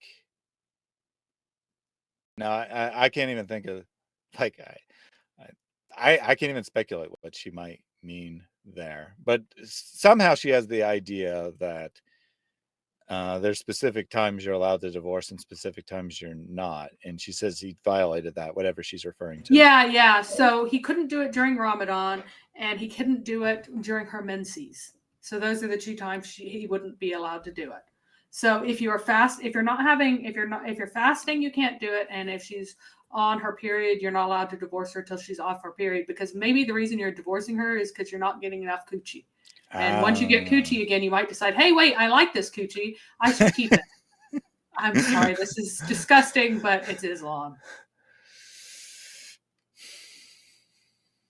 No, I mean, there's no point sugarcoating it. It is what it is. Yeah, I thought you meant like what particular date this was or whatever. I'm like, no. No. I just meant what the not allowed periods yeah. would be. Yeah. Yeah. She was probably menstruating. That was most likely it.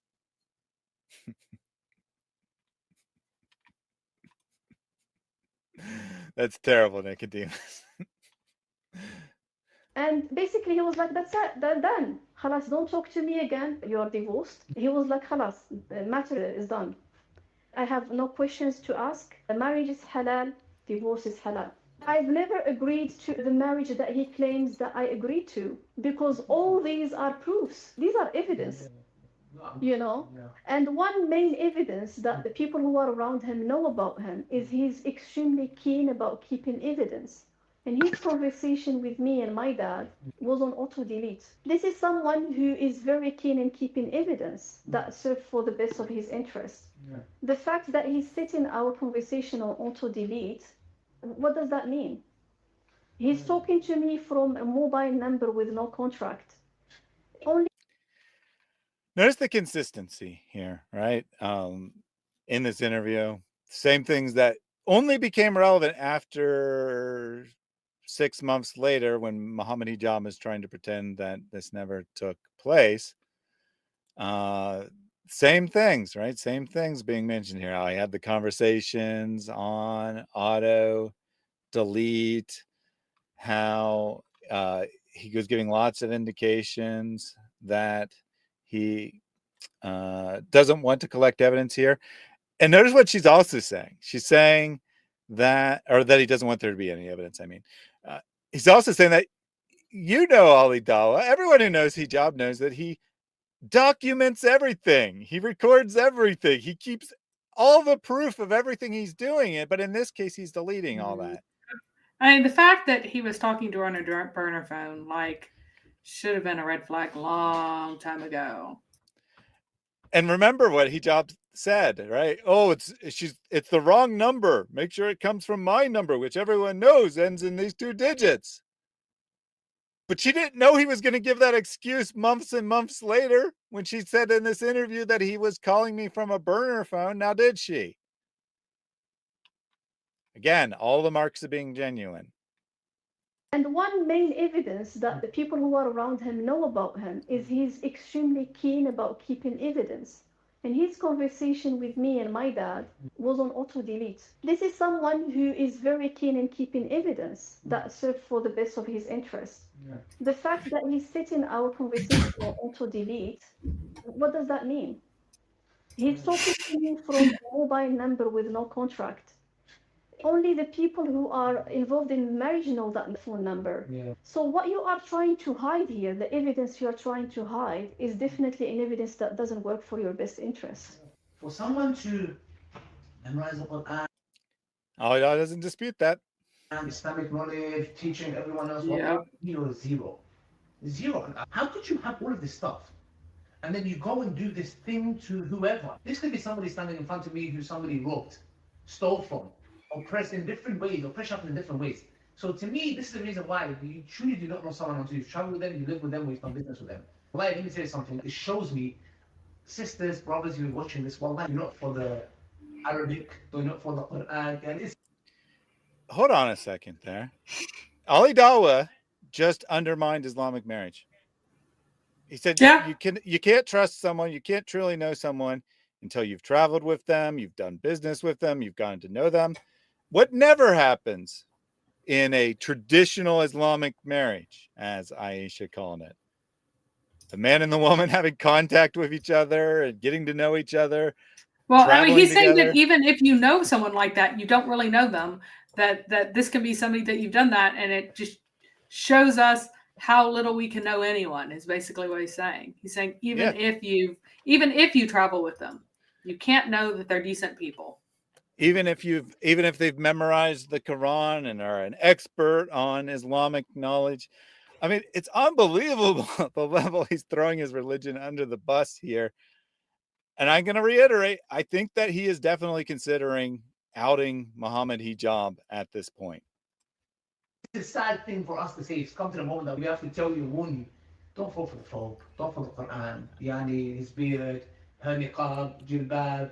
Do not fall for the stuff. Like Allah gives us many examples in the Quran that it is the taqwa that matters, internal. Okay, and that means, hang on, that means God-fearingness, essentially, wariness towards Allah. And it's often translated as piety, but it doesn't quite mean that. It means that you are wary towards Allah. Mm-hmm. So, did you hear that? Mojab is very keen on keeping evidence when it benefits him. Yeah. Well, remember that the man who was the imam during this marriage was going to speak to behind veils, but then he had a mental breakdown and ended up in the hospital for stress. Mm-hmm. Like he was just after Muhammad Hijab talked to him. Mm-hmm. So imagine what kind of stuff he must have on that man. He knows he chose him as the imam because he had dirt on him. That's why he chose him. He probably had dirt on the other witnesses too. Indeed, indeed, indeed. So pushback from cargo crew. How is there consistency if she's against this behavior?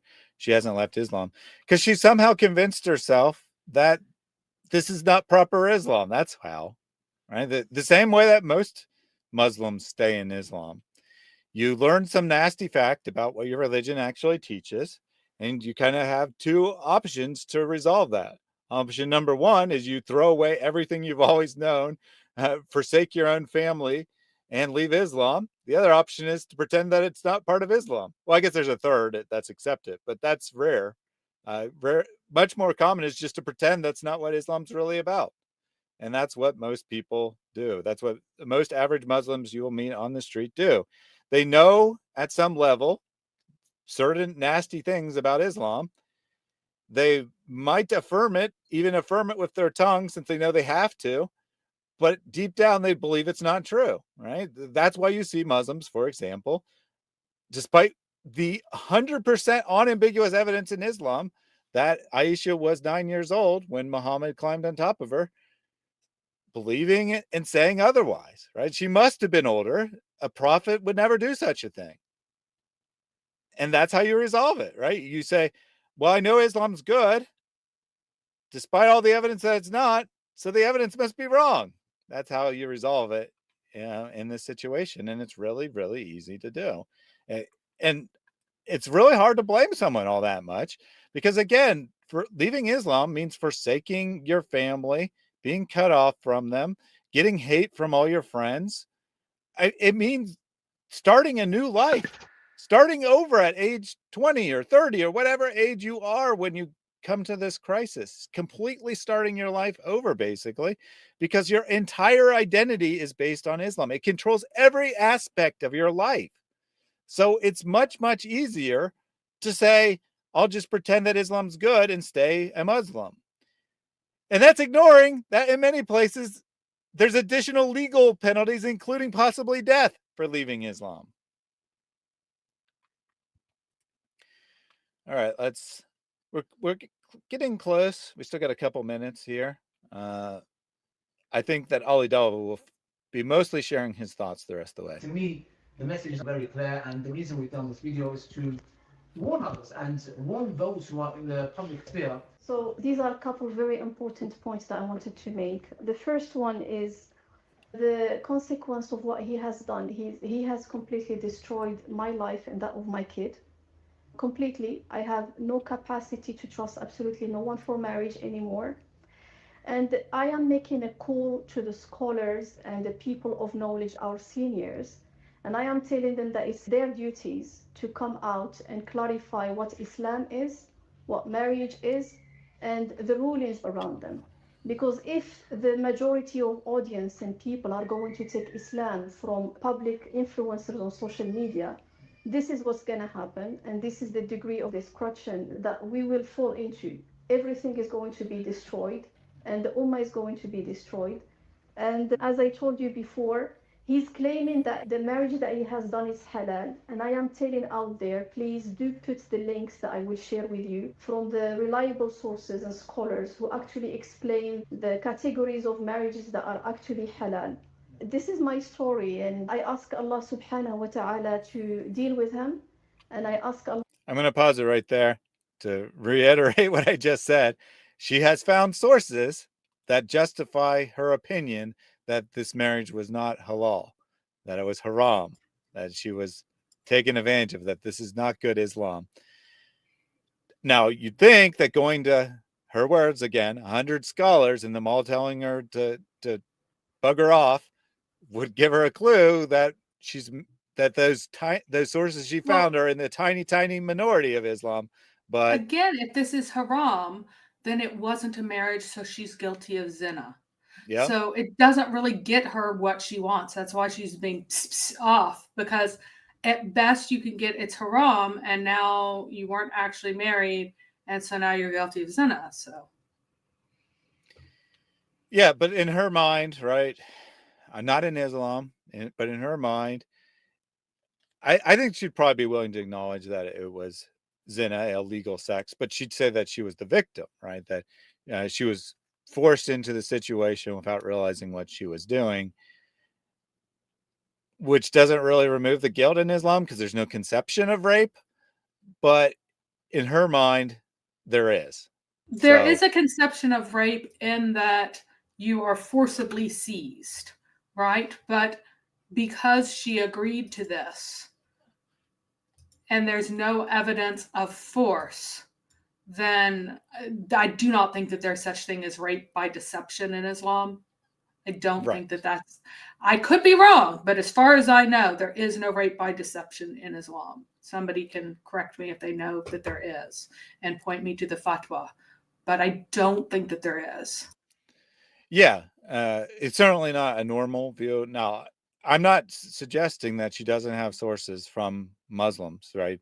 Because there are 1.8 billion Muslims in the world. I'm sure she could find some Muslims who agree with her. There are people who are very liberal Muslims. There are mosques run by LGBTQ people who say that Islam allows for men to marry men. But she's in like this extreme, weird, super minority, not in normal Orthodox Islam when she's citing these sources, as near as we can tell. Subhanahu wa ta'ala to give justice, because justice has not been served. Subhanallah, in our Quran and in our Islamic history, even the prophets alayhimussalam have been called out in the Quran. Allah subhanahu wa ta'ala called the Prophet sallallahu alayhi wasallam for a facial expression. She's towing a line there. The prophets were called out. Yeah, what were they called out for? Oh, well, sin, but that's against our doctrine. So she doesn't explicitly say that. But she is acknowledging that according to the Quran, basically, even the prophets made mistakes. Even the prophets. Yeah, that Muhammad made an expression of disgust when a blind man came to him, and the Quran calls him out for it. But he also cursed a slave girl, and they're not going to say that. Allah subhanahu wa ta'ala did call out the Prophet sallallahu alaihi wasallam about few actions he's done. So the fact that these scholars who got involved in this story refused to come out and call him out by name is something that I will hold them accountable for. Anyone who does anything wrong of this regard that involves the haqq of someone else, he didn't sin in secret. This is not a sin between him and Allah. This is someone else's life. It's my rights, it's the right of my child, is my father. That's an important phrase there, she said. It's not a secret between, or a sin between him and Allah. Why is she saying that, Mary? Because if it's a sin between him and Allah, or a secret sin, it's a concealed sin that she would not have the right to talk about. And if Allah has concealed a sin in this world, then he has done that as a mercy and a boon to you, and he will forgive it to you in the next, and no one will ever find out about it.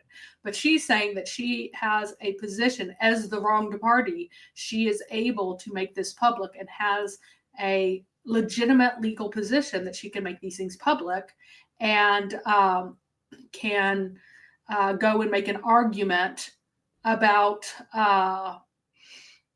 and ask for justice because she has been wronged. So if she had seen Muhammad Hijab grab a 3-year-old, drag the 3-year-old into a corner and assault the 3-year-old, if she has no relation to that 3-year-old, she has no position in which she can bring this to people's attention. This would be a private matter. And unless the 3-year-old tells someone, then Allah has given this as a benefit for Muhammad Hijab to do and will conceal it in the next life, and she has no legal standing. But because she is the wronged party, she has legal standing, and that's her right to complain about it. Mm-hmm. And they should address it then. In other words, she's acknowledging that if this was a secret, that it should be kept concealed. It's just such a weird foreign concept to anyone who's not a Muslim, that it's wrong to confess your own sins. It's wrong to be sorry and do repentance for something you did, because Allah concealed it. Allah made sure no one would find out about it. So how dare you take that away from Allah? Just so weird.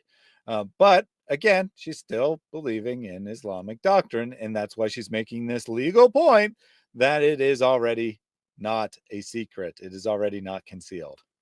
Was right because he trusted him.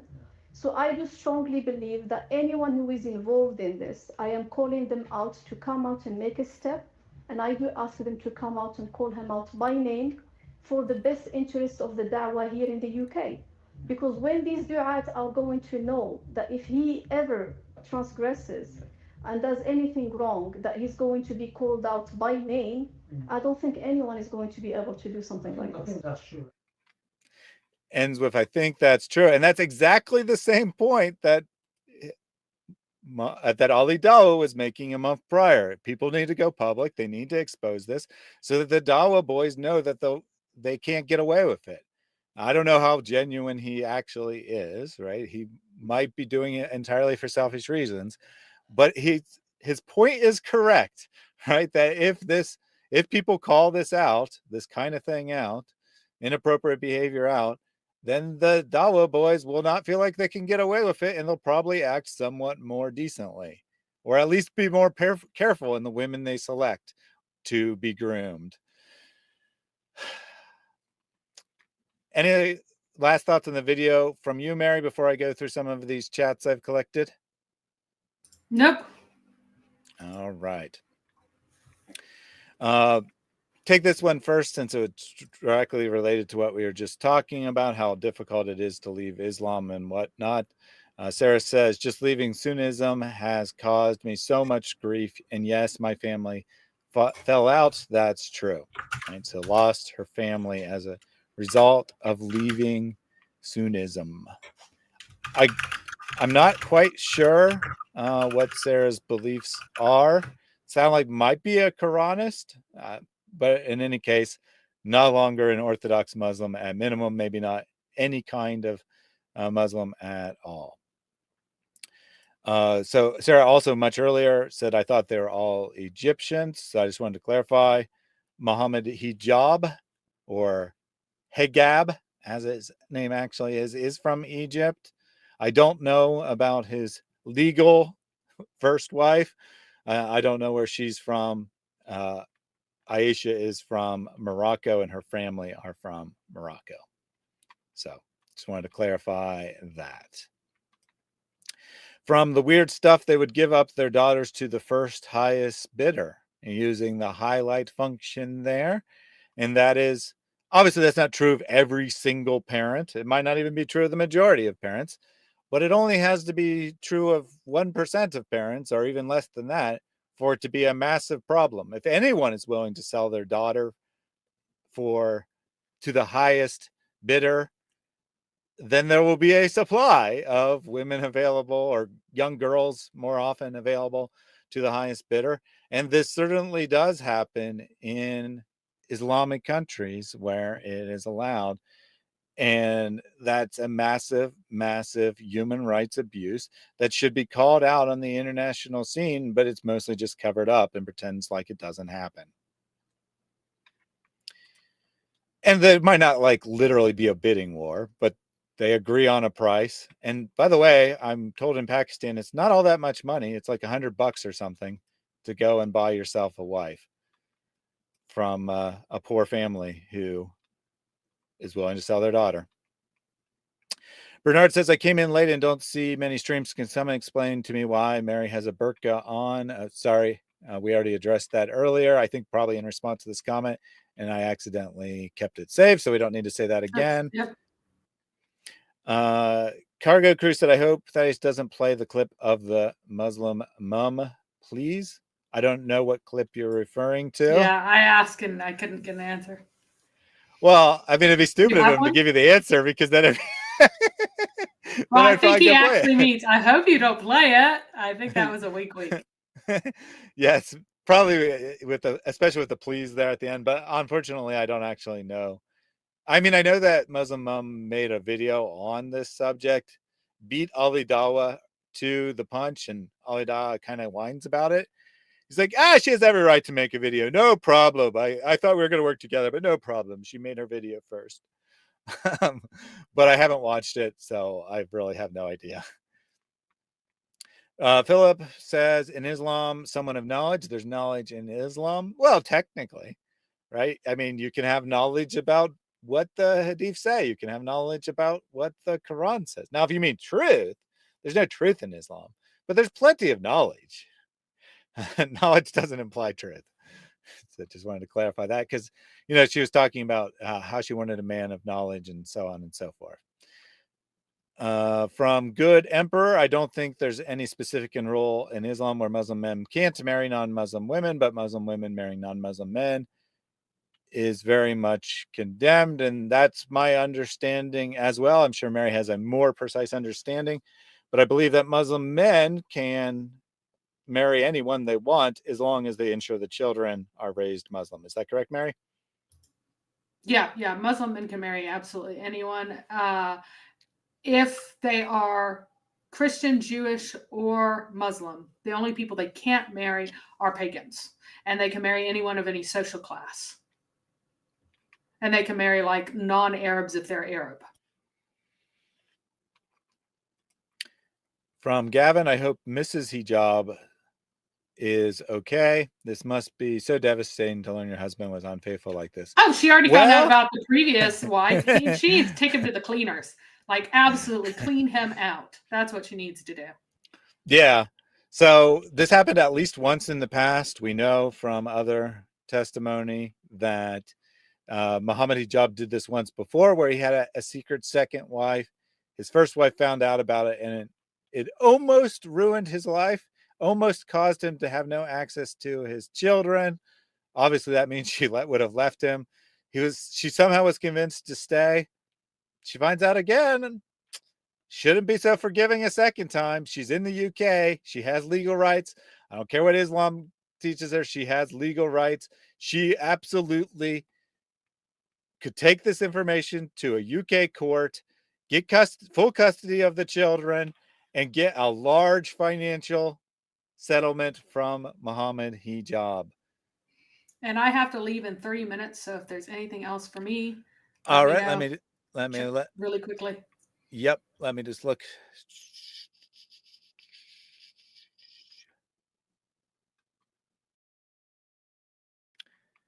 I don't think there's anything else that I necessarily need your input on. I mean, if you're here, I'd get it on some of them, but I can handle the rest. So thank you for joining us, Mary, and I'll go through the rest of these questions and good comments before we wrap up. All right. Bye, guys. Have a great rest of the day. Victoria asked me, do you think Muhammad Hijab has dirt on Ali Dawa? He seems awfully eager to defend his friend. It seems suspicious. I mean, you heard it right there. Let me fix my video. I should have removed Mary from the scene before she signed off. When she signs off without leaving this, it sometimes causes problems. All right, there we go. Fix my video. So is it the case that Hijab has dirt on Ali Dawa?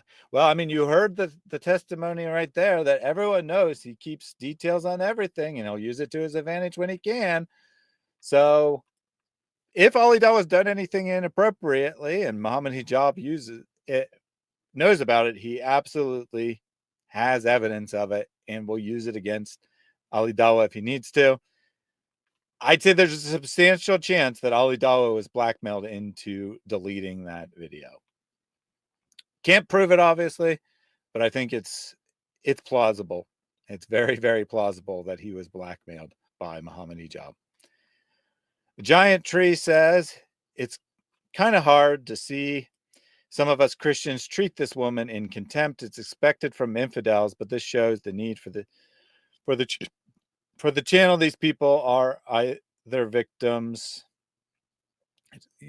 Last words were cut off, and I didn't see the follow-up to this, but I certainly get the gist here that I agree, right? I don't have any contempt for Aisha. I think that she's 100% a victim of Islam and a victim of Muhammad Hijab.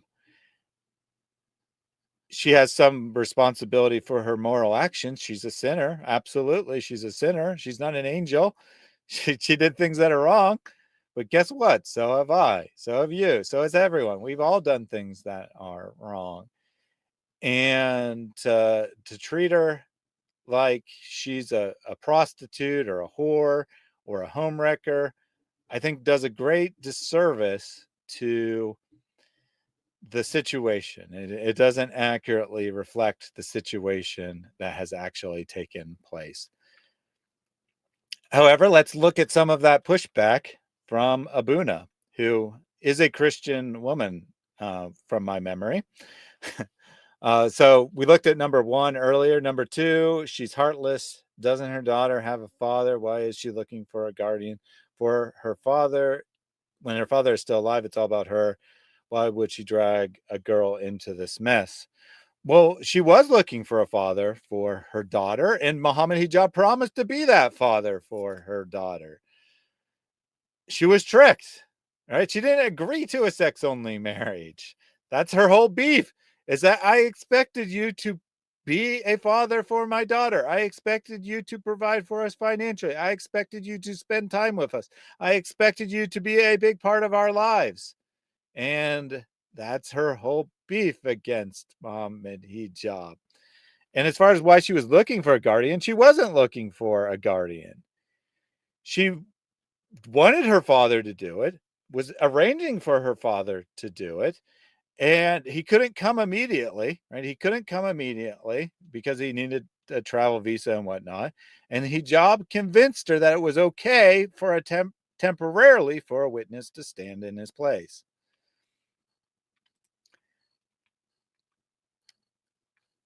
Let's continue on with Abuna's argument. Number 3. It's only about her. Did she ever consider how Hijab's wife would feel? Now she claims she's emotionally and mentally traumatized. How does the woman in the house feel? She was a desperado. And that's a fair point, right? That's a fair point that she should have known. And I'm sure she probably did know that this would hurt his first wife. In fact, she knows that he tried this secret marriage nonsense before, and it greatly hurt his first wife. And in that sense, she's lacking compassion for his first wife, and she has some moral responsibility and some guilt. Again, I agree. She did some things wrong. She shouldn't have done this. But she's also in a very desperate situation. She's a desperado, right? She's desperate. She has no other options. Hijab has shown her several other men and then pulled them away. Said, this guy might be interested. Oh, never mind. He's not interested. Or she contacted that guy and then found out that he wasn't what she was looking for. Either way. Number 4, if it had worked out with Hijab, she would have signed up for welfare and still extorting money for Hijab. I mean, that's not fair. You have no idea. You can't just say that. That is totally unfair to say that she would get her allowance from Muhammad Hijab to pay for her living and then also fraudulently declare welfare with the state. That's completely and totally unfair, unjustified. You have no idea what she would have done. For all you know, she has a 9-to-5 job right now and is supporting herself that way. Almost certainly, in fact, that is the case. Number 5, she's just disappointed that Hijab outsmarted her. She couldn't get double money from Hijab and UK government. Her welfare money for accommodation and feeding is being taken care of by the government. Again, totally off base, totally unreasonable. You have absolutely no evidence to support your accusation. You are just making up nonsense. She's upset. She is upset that she was outsmarted, i.e. tricked by Muhammad Hijab, but not because she had some secret, as far as anyone knows, not because she had some secret plan to milk maximum money out of the situation. That is totally unjustified, totally inappropriate thing to say. And I don't care if you don't like it. That's how I feel about the situation. Super chat from Tarun. Every single person that donates, inshallah, you're going to get a reward. You know what? Forget donate. Invest. You invest in your hereafter. Forgive me for pranking you guys, but I had to. Yeah, I'm the king of clickbait. Goodbye. All right, we got the new one that I added specifically for this situation. We got Ali Dawa saying he's very sorry for pranking you into donating to his fake god. I think that's what he's talking about in that situation. But I don't consider it a trick. I believe that Allah will reward you greatly. By carnivore diet, I do not mean only just meat. I mean predominantly meat, or meat is a staple. Also, dog people should leave cat people alone. I agree. There should be no animosity between dog and cat people. And I also agree that meat should be unless there's specific health reasons otherwise, I think that meat should be a part of a human diet. That's the way our bodies are designed. It should be a significant part of your diet. I agree. Yep, Tarun is spreading his veganism everywhere. He's spreading his veganism, as David would say.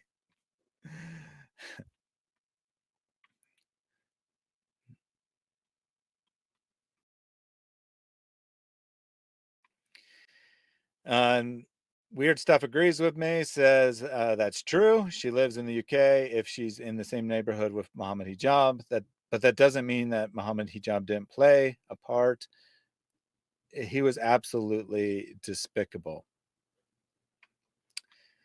The level of guilt between Aisha and Muhammad Hijab is 1% Aisha, 99% Muhammad Hijab.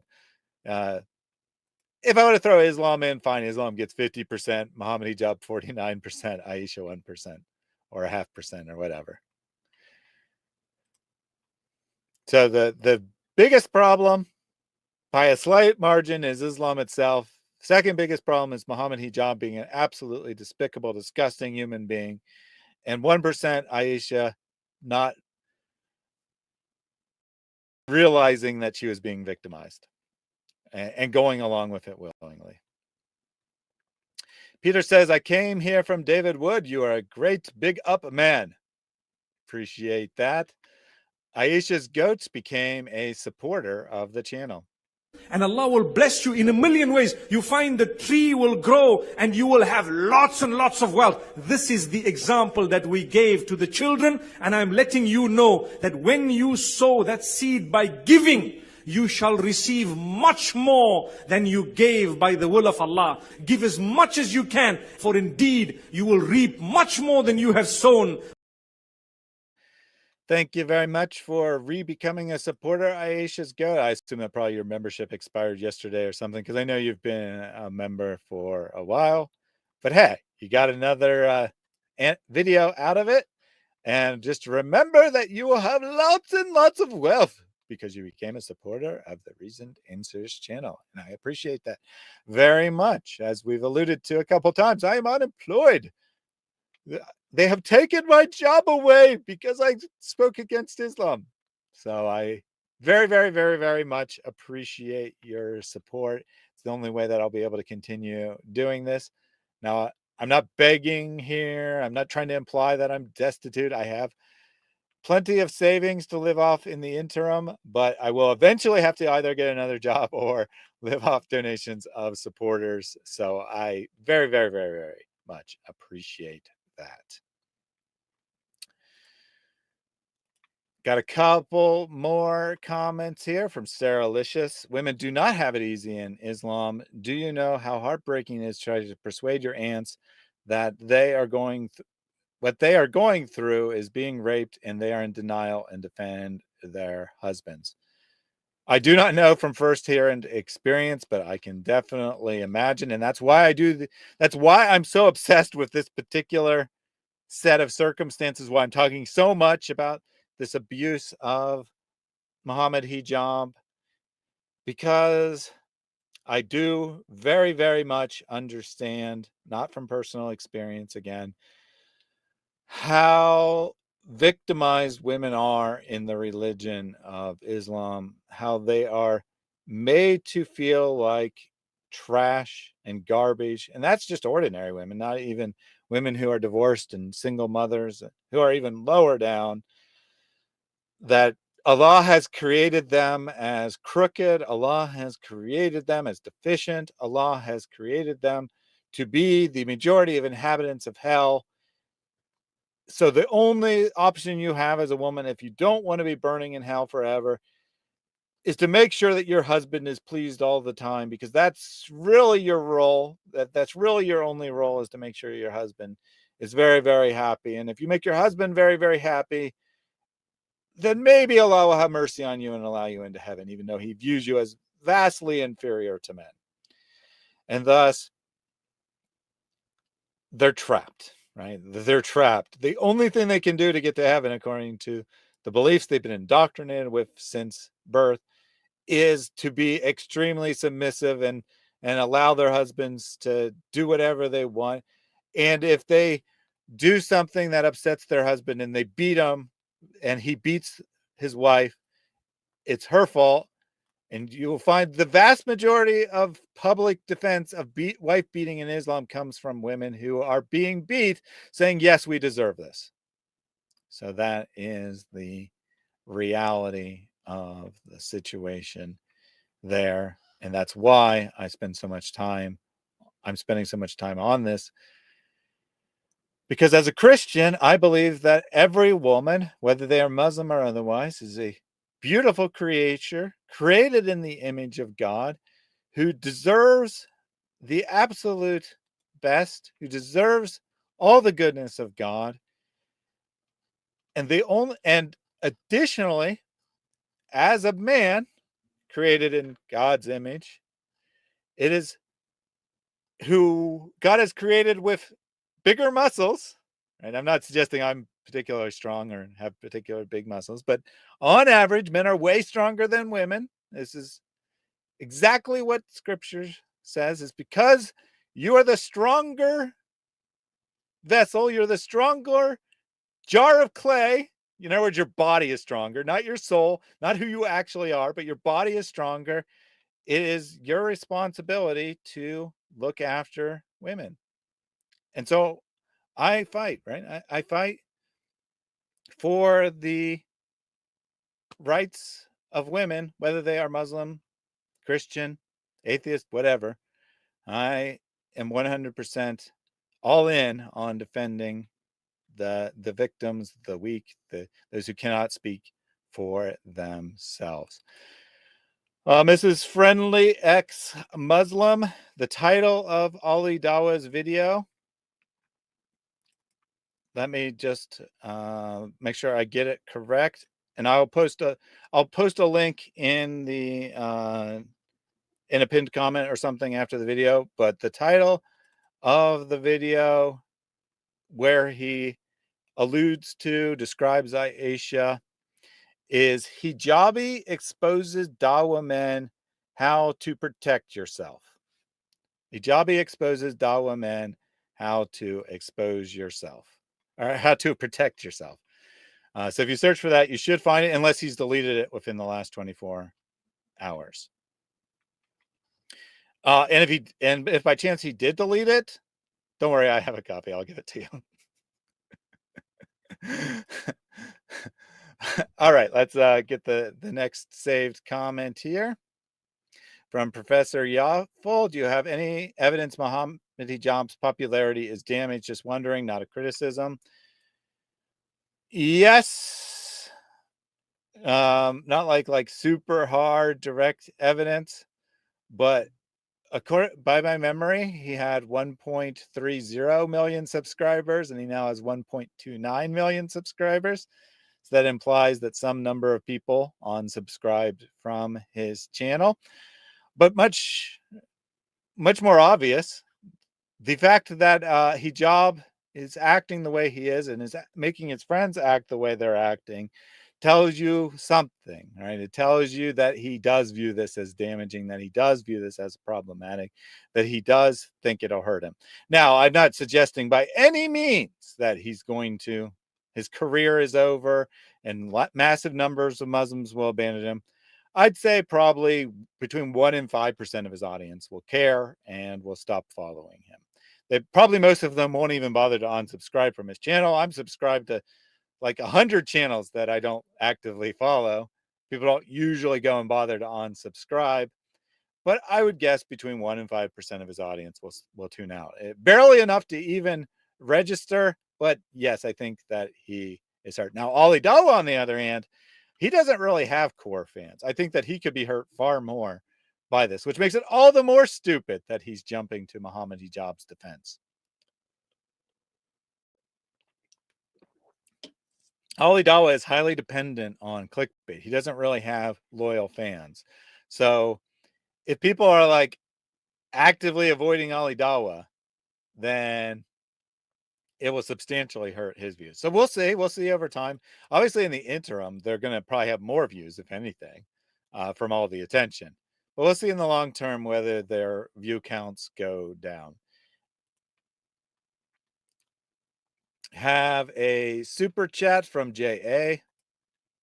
Brothers and sisters, why to lose this great opportunity? Remember, when the person is on his deathbed, the last minute, he will ask Allah Jalla wa'ala to be delayed for 1 second to do what? Not to pray, not to do other things, but to give sadaqah. Because sadaqah, you can give it just like this, in 1 second. You can give sadaqah just like this, which is voluntary donations above and beyond your mandatory charity, as if that even makes sense. Just takes a second. Thank you for taking 1 second. Even if you are disagreeing with me in the super chat, that's quite all right. She absolutely is a homewrecker. So as a matter of fact, yes, she is a homewrecker. I just answered whether about this will hurt Muhammad Hijab's career or his views. One thing that it definitely could hurt is his marriage, right? There is a very real possibility that Muhammad Hijab's marriage will end because of this situation, which means that a home will have been wrecked. And Aisha knew this was a possibility when she entered into this, because she knew it had almost happened in the past where Muhammad Hijab tried this kind of nonsense and it almost ruined his marriage. So as a matter of fact, absolutely. But I don't think it does her a service to name call and say, you're a home wrecker. No one should, you're just as much as fault, blah, blah, blah. Because she's a victim of Islam. She's a victim of Muhammad Hijab. But Jay followed that up with another super chat. Wasting your time on social media is one of the best deeds a Muslim can do. There's a huge need for it. You know this and I know this. So that makes the reward even greater. So give generously and Allah Azza wa Jal will give you even more. J.A. says, thank you for advocating for women though. So, right, Jay's not against me. He just has a different opinion about Aisha, and that's fine. I don't have a problem with people telling me I'm wrong and opposing me. In fact, I encourage that. I encourage Muslims, right, to come and talk to me about how I'm so wrong. And let's actually have a legitimate conversation about that, Muslims. Let's have a discussion. And you can show me all the ways I'm wrong, and we'll see who actually has evidence on their side. So thank you, J.A., for wasting your time on social media again. and also for your donations. We have a comment from the weird stuff. I think Mojab is despicable. He made the woman to divorce just to make her his free use woman. Absolutely abhorrent behavior. Well, I mean, he didn't make her divorce. He just encouraged her to get divorced. Say, oh yeah, there's lots of guys. There's lots of Dawa bros. All us Dawa bros, we're actually really good people. You just found the one really bad example. So if you divorce him, you can definitely find something better. So technically didn't make her, but persuaded her that that was a good idea, which is disgusting and abhorrent, and especially considering that we know that he soon would express interest himself. Absolutely despicable, scummy, horrific behavior. Jay used the highlight there. He used the highlight function. So reminder, you can use the highlight function to make sure that I see something, because although I do try to pay attention to the chat, and I do try to pay attention and respond to as many things as I can. Obviously, I can't see everything, but if you use the highlight function, it will use some of your points to put it in my flagged comments, and I will definitely see it. Why, Thaddeus, have you come to destroy Islamist fakery? Yes. Yes, absolutely. I have come to destroy Islamist fakery. And anything else that stands in the way of the true message of our Lord and Savior Jesus Christ, who died not for my sins alone, but for the sins of the entire world, including the sins of Aisha and Muhammad Hijab. Anything I can do to bring people into repentance, bring them out of the cult of Islam that teaches them the same thing that the rest of the world teaches, by the way, which is works-based salvation. Anything I can do to bring people into actual submission, right? Islam means submission. Bring them into actual Islam, actual submission before the true God, to recognize their sinful behavior and come into relationship with God, and be restored to that relationship which they are created for, images of God, who he created to be in his own family. One last super chat, this one from Should Get Back to Work. من ذا الذي يقرض الله قرضا حسنا? Who is going to give Allah a good loan? Ya akhwati, this verse puts shame in my heart. My Lord is asking for a loan. Nothing's wrong with that guy. He has ability, but only a little bit of cash flow problems. Just needs a little bit of money right now. So give to Allah. Don't ask for anything back, guys. Just give to Allah. Don't ask for anything back. We're now in Islamic mode from the weird stuff, so we're upside down. Do not adjust your phones. But a lot, you know, just give to Allah and don't ask for anything back, despite what all the other messages from all the other da'is say, is that you can get double back or triple back or 100-fold back from Allah for your donation. So you decide. Anyway, Should Get Back to Work says, I choose the cow reads. You are braver than many, Thaddeus. Appreciate that very much. I think that David genuinely could not figure out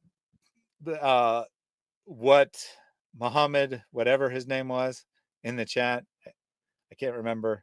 Afridi? Muhammad Afridi, I think it was, in the chat, meant by reads. It was actually an A. But I'm pretty sure he meant cowards. So you figured it out. Good job. And thank you very much for that donation. Remember, we are all, or sorry, you're with an R, YOUR, is Kareeds. All the people in the chat, you is Kareeds. We have been Kareeded. Your is Kareeds, everyone. One more message before I sign off here from Dragon. God bless you, brother. Great stream for Aisha. I'm sure she was not the first victim of hijab, and she was not. She was not the first victim of hijab. And again, not really even about hijab. She was the 1 billionth, give or take, victim of Islam who was abused a woman abused by a man because of the teachings of Islam. And that's why we're doing this. All right, we're doing this it is about Aisha, and it is about her justice, but it is also about the justice of all the women of Islam who have been taught that they are garbage and cannot expect any better, when the reality is they are of infinite value to the true God, and he wants to have a legitimate relationship with them. You is Khareeds, everyone. You is Khareeds. Thank you all for tuning in today. As is tradition on the channel, we'll close out with the words of Pastor Jake. Pray this ceaselessly. Lord Jesus Christ, Son of God, have mercy on me. Lord Jesus Christ, Son of God, have mercy on me. Lord Jesus Christ, Son of God, have mercy on me.